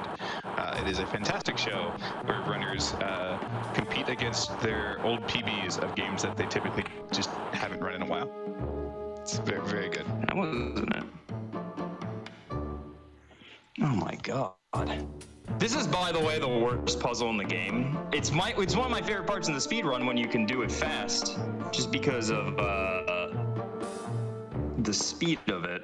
Oh my god, phone. I should have done this on my computer, but I didn't want the sound to come through of my old speedrun, because who knows what I'd say.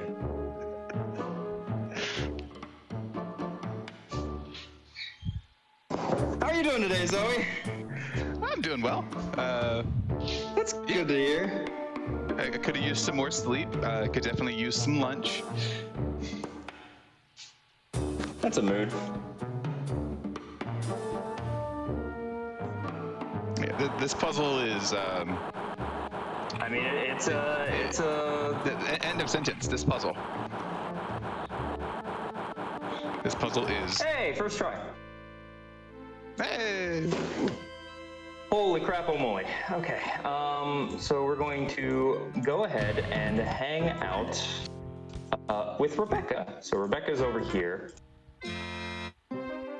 We're gonna talk to her dog. Hello. That's a good pupper. Hey. Huh? How's it going? Ow. Hold it right there. I got a few questions. I'm a little nervous I'm not going to remember these. I'm warning you. Give me one I remember, please. See if you can figure this out. The 6th day is Star Day. Huh? Rob Day? Huh? Oh no. Oh god. Oh holy crap. Okay, I'm definitely going to look this up, because otherwise I die and then we have to start the run over. Oh yeah, don't do that. Why did you convince me to do this, Zoe? I'm making a mockery of myself. What? Don't throw me under the bus here. Can I just get like Umatsu Freak here to tell me exactly what to do, because he still runs this. Rob Day, 2 words. Okay. Holy crap. Okay. Right. Yeah, she puts a shotgun to your face and tells you to tell her the days of the week. Which is the copy protection, because this game was made in 1992. Okay, good stuff. So we're going to turn on the sink with some soap in it, and that gives us a point, because that's how stuff works. Let's go ahead and we're going to keep the meat. Actually, that's one of my newer routes stuff. So now let's go visit a cow. Hi. What's up, Zoe? We're going to light the hay on fire. If you light the wrong hay on fire, you burn down the house. Well, drink this milk twice, and then we're going to go say hello to Pugny. So Pugny has the best voice in the game. Go away! I haven't We're going to apologize to him a lot. So you said hi, Zoe. I had to wait for the feed to catch up to realize that you had run to a cow. So just go away? Yes. That's all right. I appreciate that. Just take what you need and go away. And you can take that ludicrous box. I didn't order it. I love the way you say this. You can't skip it. You have to sit here and listen to him ramble about a bra box. So just go. His blinking is like so now you can pick up the bra box. We're going to make something explode, which frankly I could use right now. So let's go ahead and do this counterclockwise. Clockwise. Boom! Carrots. All right, so let's pick up that carrot. We're going to need that because she only eats carrots. And let's go light some stuff on. So if you open up these in the wrong way, it will explode and kill you. Oh snap! I forgot to fill up the flask. Let's go fill up the flask. God, this is like a slow walk, isn't it? So what I'm hearing is that everything kills you, therefore this is like the Kaizo of adventure games. Don't. Wow, it's the Dark Souls of adventure games. Okay. We're going to shake the cereal box. Oh, the meat I have is beginning to thaw, and that gives us a point. Okay, so we have a whistle. We're going to drop this, and we're going to pick up a rat. Hello. Oh, no, come on, get in my hands. There we go. It's weird, rats don't want you to pick them up. All right, we're going to head back to the cow. By now the cow will have made some more milk, but she gets angry if we don't feed her carrots. Yum. And again, we have to do the whole same rigmarole with setting some hay on fire. Again, the correct hay, or you burn down the entire barn. And with 3 swigs of milk, you cure your blindness, which is how blindness works. And now we need to go here. I'm going to do a safety save because the alternative is me getting lost in here. 1, 2, 3, 4, 5. Swig 1, 1, 2, 1, 2, 3, 1. Hey, first try. Good stuff. All right, so we summon the ferryman. And now comes the best part of the game, where you have to watch a Windows 95 screensaver. So why should you speedrun point-and-click adventure games? It's a weird question, right? Like, there's no reason to it. It's just, you know, if you're nostalgic for it. But at the same time, it's actually a lot of fun. And doing, you know, the mouse movement super fast, it can be in some ways relaxing while also high action. There's a lot of actions per minute. This is the GOG version, the version that's on Steam as well. So it is the CD version. I have a bunch of different versions of this game. Do I have my Saturn version around here? I have it somewhere. We're going to have to look at that in a moment, though. So let's get this, and let's go on inside the door. It's a duck. Quack, quack. Quack, quack. All right, so let's read the scroll of the duck. All right, we're going to ask him about this book, and he'll tell us a joke, because it's a joke book. Oh, this part's written in Mythican, my old language. Here's a good one. How many Union dwarfs does it take to dig up a piece of aluminite? 15. You got a problem with that?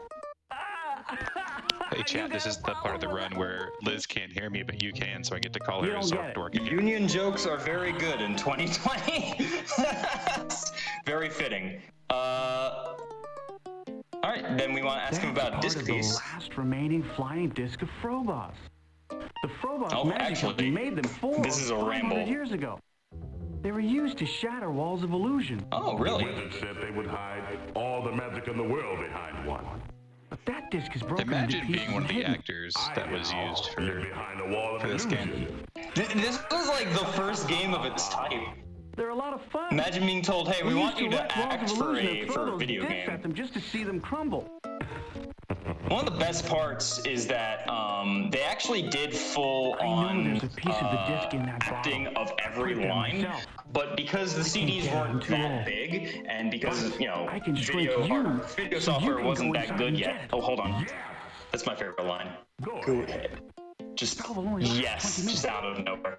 Yes! I just love that line.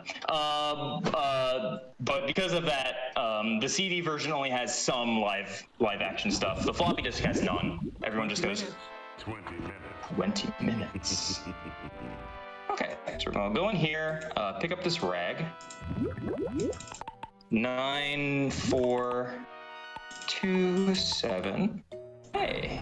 We're going to rub this rusty metal thing, pick up the disc piece, and get the heck out, because otherwise we will drown.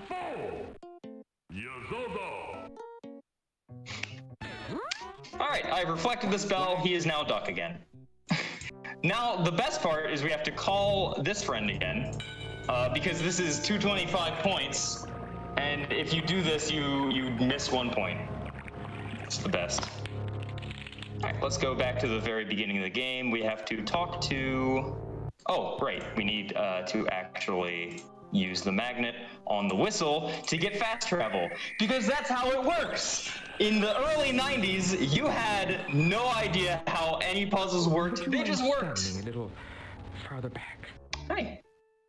Well, a new constituent. I'm the mayor. I love this guy's overacting so much. But it fits because he's a mayor trying to get you to vote for him, right? So we're going to ask the mayor about the joke book, and he tells us a joke. How many computer programmers does it take to screw in a light bulb?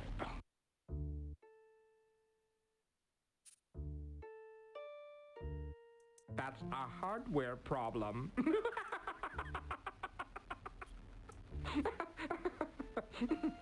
I actually really like that joke. Okay, so... Oh, scared me. Not hurry yet. We actually want to go here and steal some stuff. But this time it's okay. I'm gonna pick up the coins, pick up the tickets. And now we're going to give the tickets to the waif. Oh, it's you again. Stay back, okay?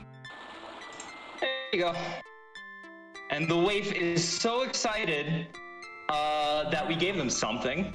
I told myself if anyone was ever nice to me, I'd give them this. And they gives me a rock. Point and click adventure games. You gotta love it. They never had any logical consistency to them. It was use item on thing until thing works.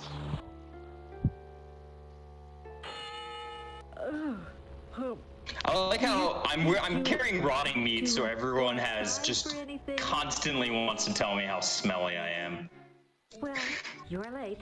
Alright, so this is Mrs. Peepers, Don't let it happen again, or be marked down on your permanent record.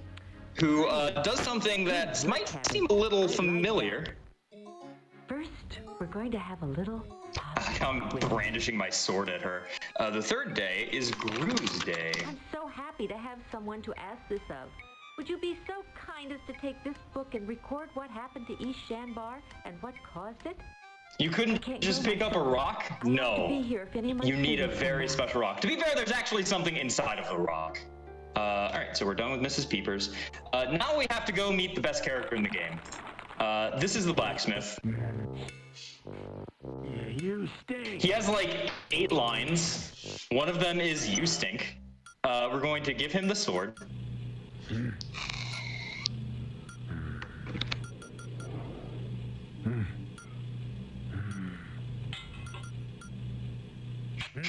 Come back later. I just love his energy. It's just something about him.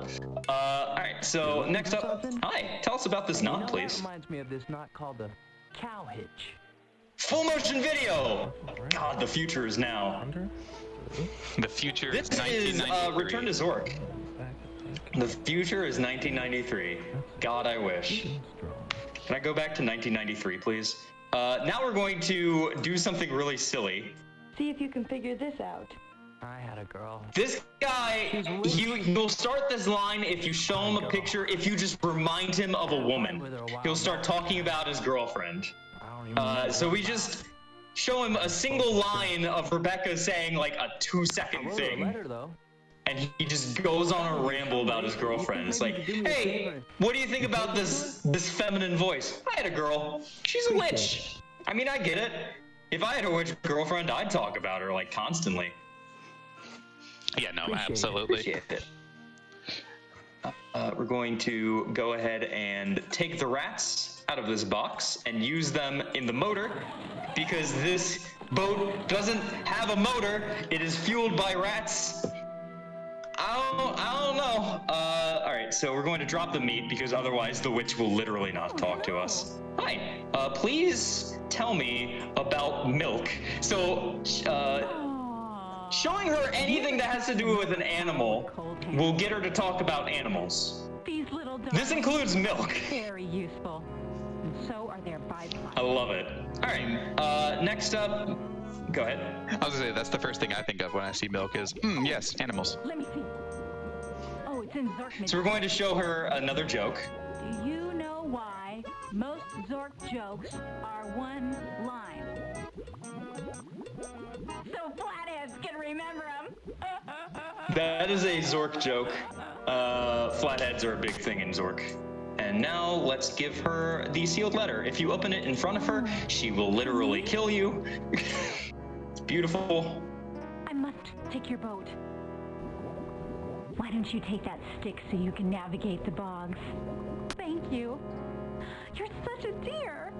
And now it's time for the worst part of the game. Let's go ahead and save in case I die by accident. So this is the swamp. You do have to do the swamp for the 100% speedrun.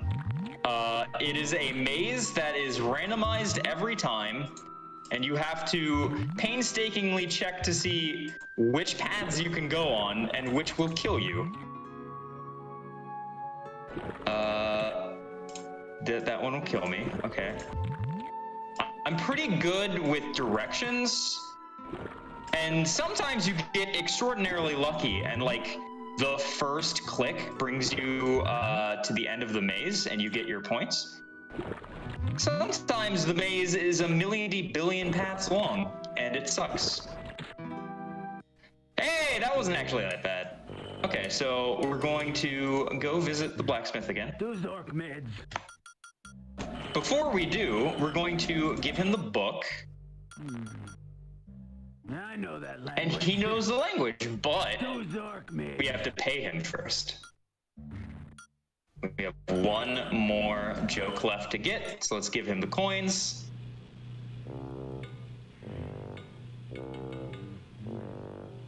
Did you hear the one about the boar in the forest? Oops. Sorry. Greasy finger. That's a good knee slapper right there. One Zork mid. Here. Can't read it now. This game is full of just top tier jokes. Best scene coming up. Look at his nod. So he gives us the sword.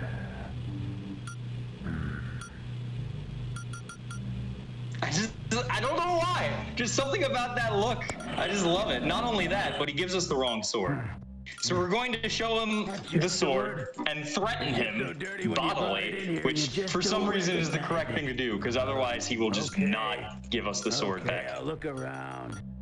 And then he does the animation again. In the any percent run, we used to do this, and it was incredible. I love it. I love it so much. Here it is.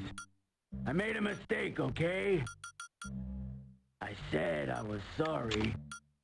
Alright, so now we have the Dwarven Sword of Zork, which is important, I think. Let's go back to Snoot's farm. Let's pick up this because it's a point that I missed. Alright, let's clean the gift. I actually got a gold split on that. How the hell did that happen? Clean the gift. I have my meat. Oh wait, no, I don't have my meat. I need to, nope, not Canucks. Witches. Pick up the meat. And now let's go to the vulture pits. Oh, no, not yet. We need to go to the ruins again. So we have to visit around in here. Let's get some coins. Good stuff. I got lost. Okay. So 1, 2, do. I know you're out there. And now here's the dude who plays Flash Gordon, and he is blind. So we have to give him some milk, which cures blindness because adventure games.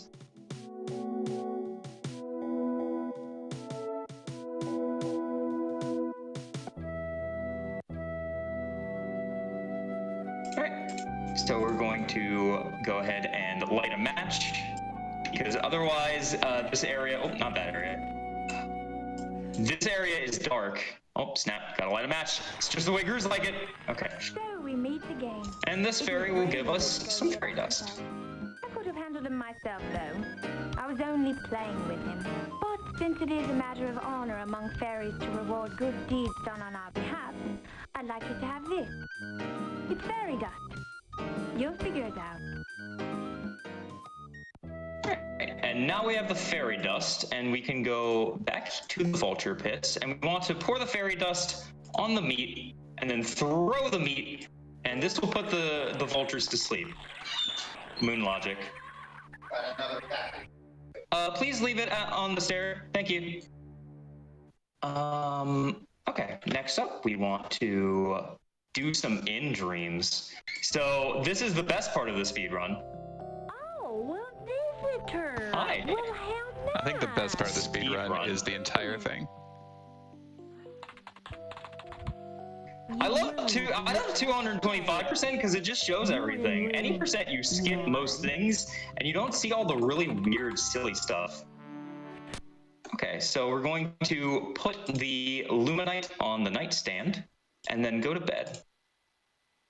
Because it's barely a speedrun, I'm going to show my favorite part, which is this. Got a pounding headache? Try new Whamoprin. That's right, just one of these will stop that pounding headache. I don't feel a thing. Whamoprin, give it a whack. When I was 4 years old, that was my favorite thing in the world, and I don't know why.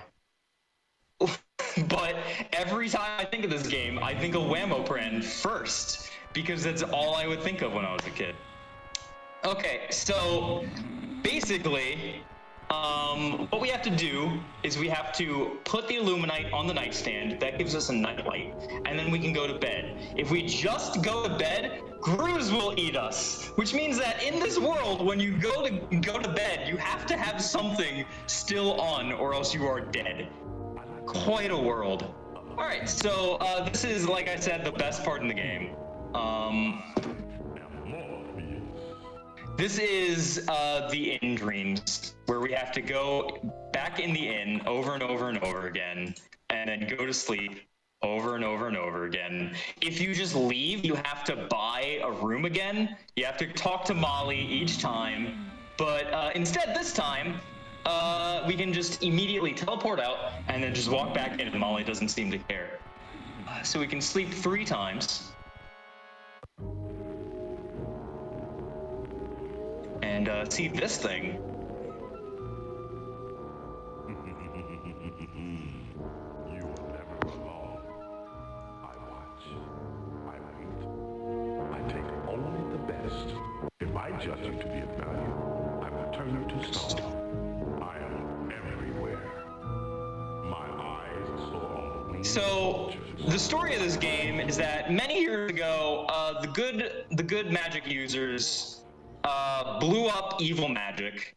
However, the evil magic then soaked into the earth, and it formed these rocks called Illuminite, which contain evil magic.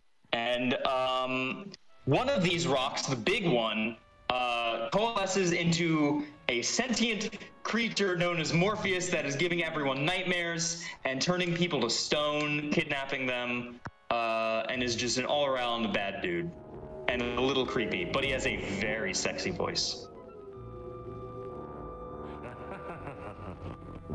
And a good evil laugh. Behind a wall of illusion. I invite you to be my guest. We can play a battle of wits. You know my name. As the final injury, we're going to pick up this. Oh, first we're going to turn on the lights because otherwise the grooves will eat us. Let's go back over here. So these are the Cliffs of Depression. We've all been there once or twice. I'm going to save just in case I mess this up. So welcome to Chuckles Comedy Club. This is the Cliffs of Depression where people are so sad they literally cannot leave and they're used as mining slaves by Morpheus.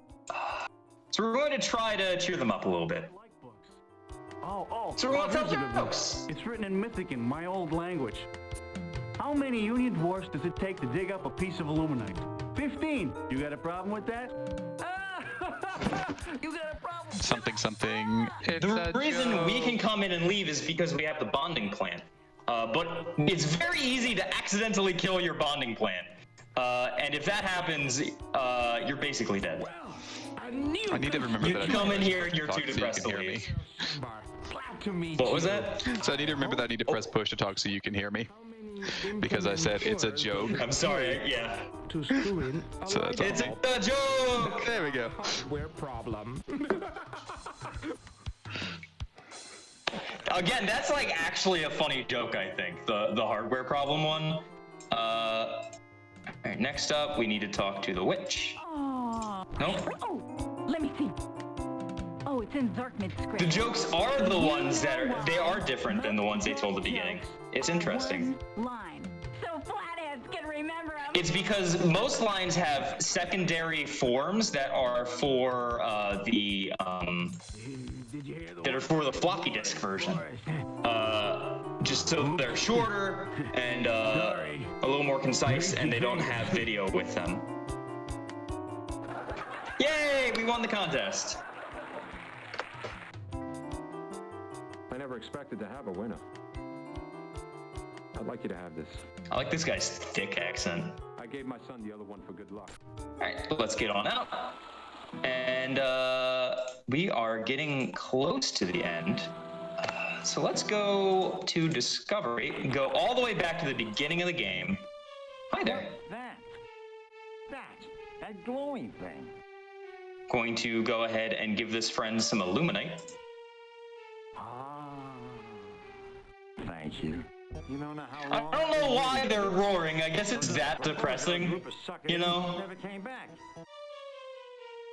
Or maybe like the devs genuinely thought that they had made something super funny. Look. I've got a piece too. I like this guy's sitting posture. I'm basically sitting the same way, except my legs are crossed. Okay, we actually need to get the rope back. That's important. Okay, now you remember a long time ago when we watched a dude teach us how to tie a knot? That was important because otherwise we would die. So we're going to tie a cow hitch. Any other type of knot will kill you. Put on the talon, throw it to make a double bridge, and we're over. Pick up the shield. Hello. Hey! You must have traveled far. It's only been like 34 minutes, it's fine. Not too many people visit the temple anymore. Not since the reign of darkness began. There's only Hey, I don't care about that. Hey, could you tell me about the sword? You have the true sword. Let me bless it. Yeah, here you go. So we're going to raise the roof.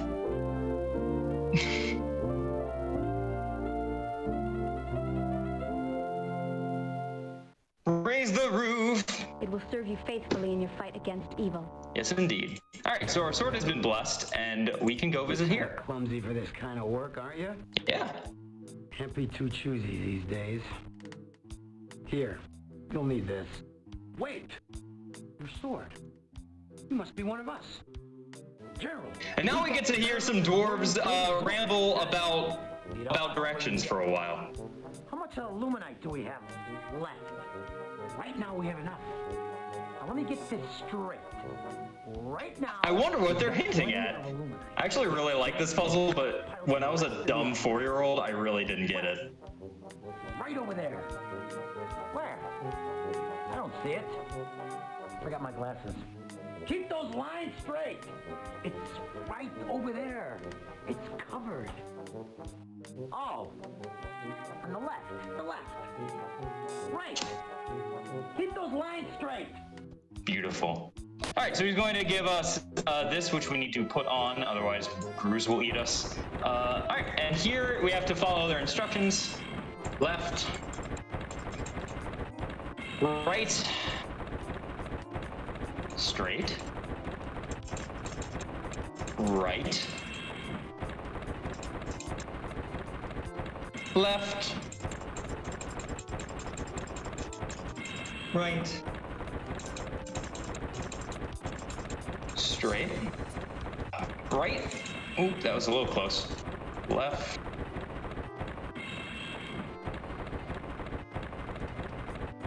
Left. It looks like an Abbott and Costello routine. It totally does, I agree. Alright. We have made it to the Discovery. So we're going to start giving these friends some stuff. The things that they require are a little silly. Let's take off. Oops, not that.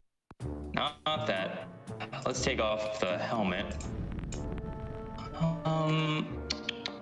They need the Talon. Let's go pick up the Talon. And we also have to get this, the Teleorb. I think we're near something we missed during the Great Diffusion. I agree. Let's give him the battery. Oh, that actually doesn't work. Never mind. We're going to put the Teleorb on there, put the shield here. That's the only point to the shield existing. Put that there. Put the thermos there. And we're not quite done because we still don't have all the disc pieces. So let's go visit the troll tunnels. Oh, actually, I need this. Give me that back, please. Thank you. Let's go visit the troll tunnels. You'll note here it says Lud, which is important. Left. You'll also notice our sword is glowing because it's not even trying to pretend it's not Lord of the Rings. Up. Down. These are all played by that one kid from the Wonder Years. This guy. So, you made it this I can't far. remember his You name. may have killed my brother trolls, but you won't kill me. All right, so we're going to talk to him and just threaten the heck out of him. If we're friendly to him, he will kill us. The best thing is when you give him the Sword of Zork and he openly mocks you for like 2 minutes before killing you. Spare me. I'll give you this necklace. If you're talking, Zoe, I cannot hear you. You need to press push to talk, dear. No, I'm not saying anything. I am watching some Zork. Let's leave the troll tunnels and let's go get the last piece. I'm a little nervous about forgetting the pathway through this because it's been a while. Because we don't do this in the any percent run.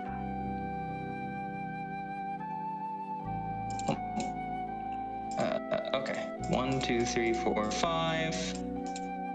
Okay, so we're going to throw this on the pile of leaves. Otherwise, that trap will just straight up kill us.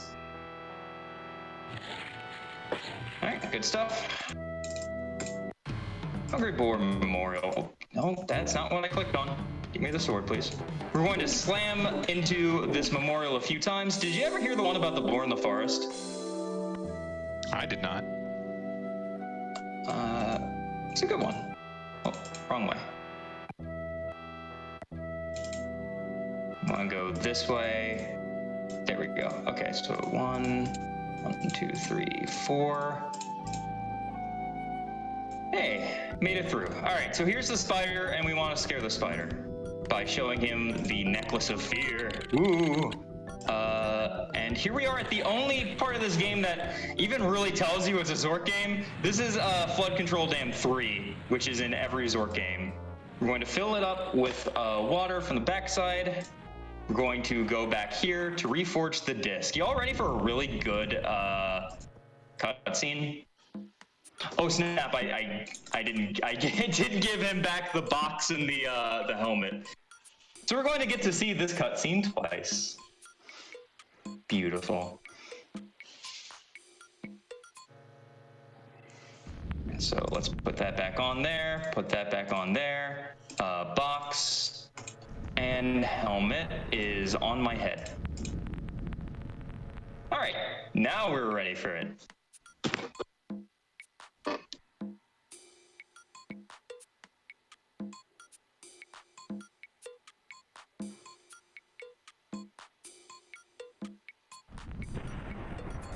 Yes, I do like seeing muscular men working out.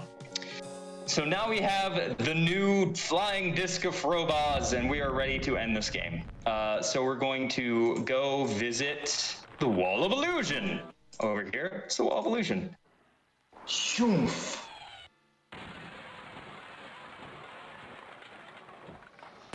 Beautiful. Now we're going to... Oh, actually, I have to do one more thing. We have to go into the Whispering Woods and release these bats. This is very important because this gives us poop. The best thing in this game, poop. We're going to put it in this in order to make a glowing blue potion. This potion will allow us to sneak past an orc in just a second. Going to shoot these arrows at the hand.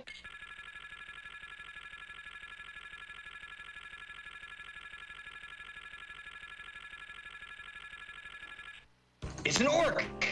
Trust me, it's an orc, I promise. We're going to take a swig.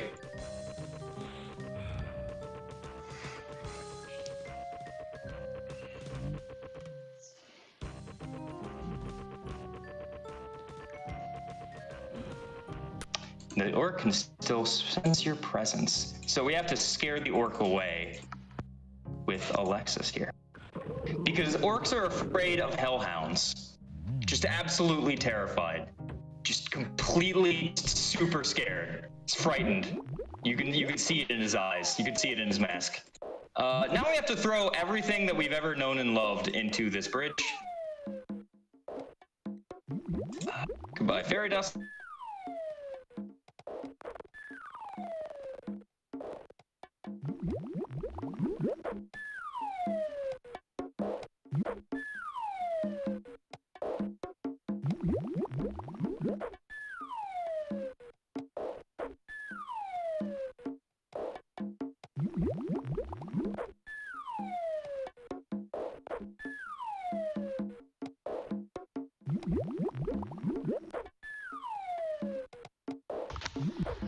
There truly is so much to love about this game.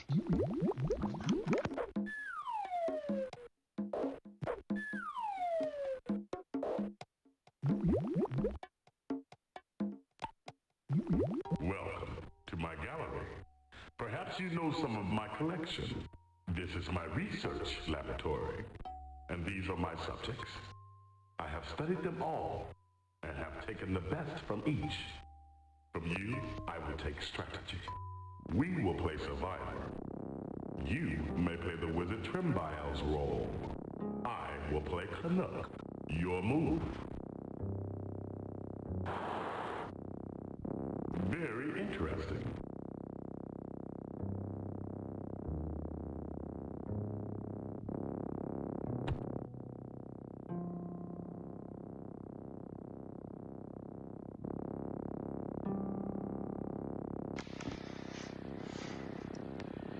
Yes, thank you, chat, for letting me know.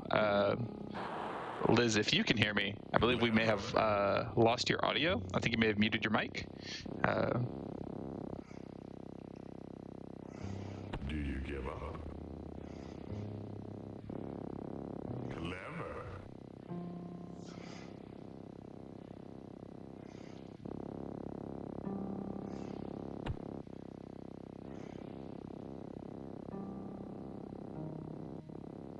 Hello? Hey, you're back. Hi. I don't know what the heck that was about. Okay, so we're going to go to wait, what? B4. Oh, B4 for? Wait, no. Oh, this is incorrect. I think you are in trouble now. I think it might be then outside, outside, outside, outside, in, out, in. Okay, yeah. It's been a while since I've done this ending. There is a trick to it. It is the Knight's Dilemma, which is an actual thing. I think your time is up. But tried to turn into like a game, and it really does not work.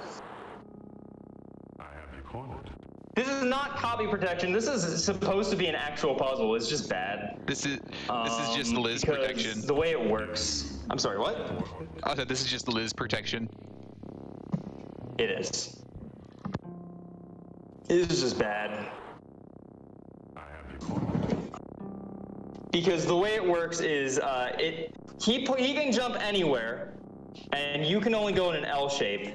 And the way the game is supposed to work is if he can block me, I lose. That's how it works when we played it earlier. That is not how it works now, because otherwise it is impossible to win. We can go to either of these, so we'll go here. So the plan is in, out, in, corner, corner, corner, corner, or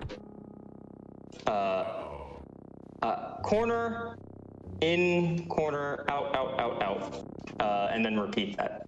But it's completely RNG, basically where he will move. Right now, he can move either here or here. We want him to move here because that will be slightly faster for us. Unfortunately, he was very mean. That sucks.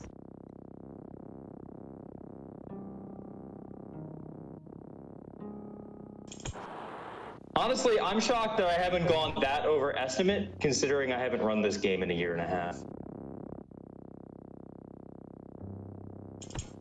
But we're almost there. Time will be coming up in just a moment. It just depends on how nice he is. Now, he can do one of two moves coming up. He's definitely going to move there, so we have to wait for him. But he can move either here or here. If he moves here, that's what we want, because then we don't have to wait for him. Beautiful. Because now he'll have to move here, and we can move there and instantly win it. So time is coming up in just a second. Time.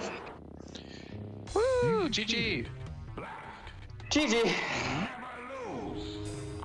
That is the worst run I've ever done on GDQ. You're welcome. But that's what happens when you don't run a category you've run in a year and a half. Either way, it's still a lot of fun, and the reason I played it is because if I'm given the chance to show people Return to Zork, I'm going to show Return to Zork. Because it's a lot of fun. It's extraordinarily silly, as you can see. We have to get this story, all right? As Morpheus's cries of defeat echo through the Citadel, he loses grasp of his confining spell, freeing your friends from their stone imprisonment. The followers of good magic cast long forgotten spells to disperse the vile creature Morpheus. The events you triggered will be remembered as the second Great Diffusion. Throughout the valley and underground, evil magic has vanished. Memories of the enchanted empire under the Valley of the Sparrows make you realize this legendary world is where you belong. Freed from the reigns of evil magic,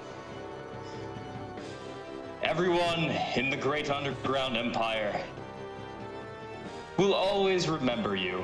It's trying so much to tug at the heartstrings for your intellect and perseverance. When you're first playing this, it's going to take you like 40 hours. It's that kind of game, so it would have felt like a big adventure and not, a 48-minute pile up.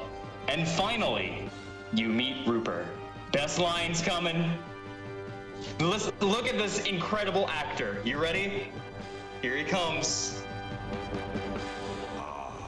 The master strategist.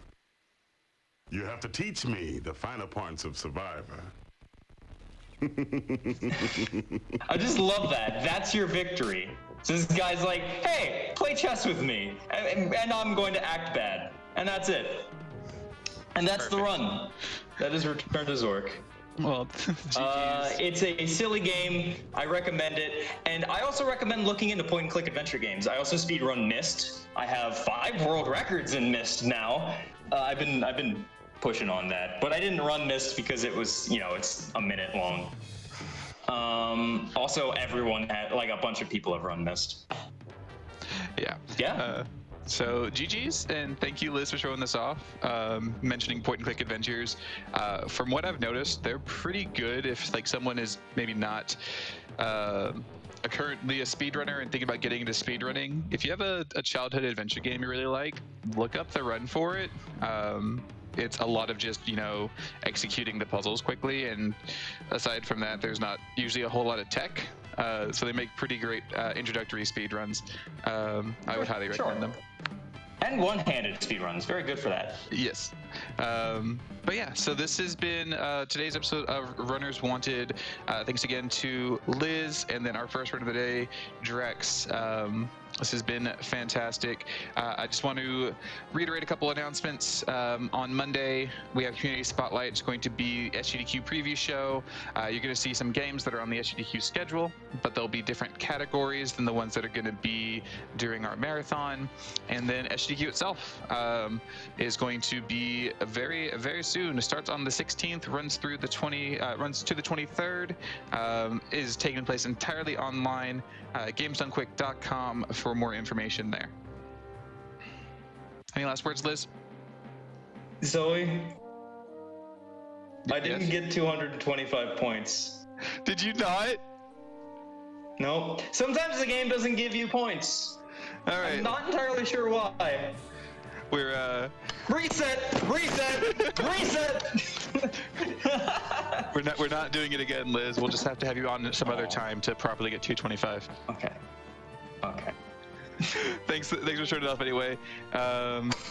We are gonna go do a rating thing. So hang tight while we set that up and enjoy the rest of your day. Have a good one, friends.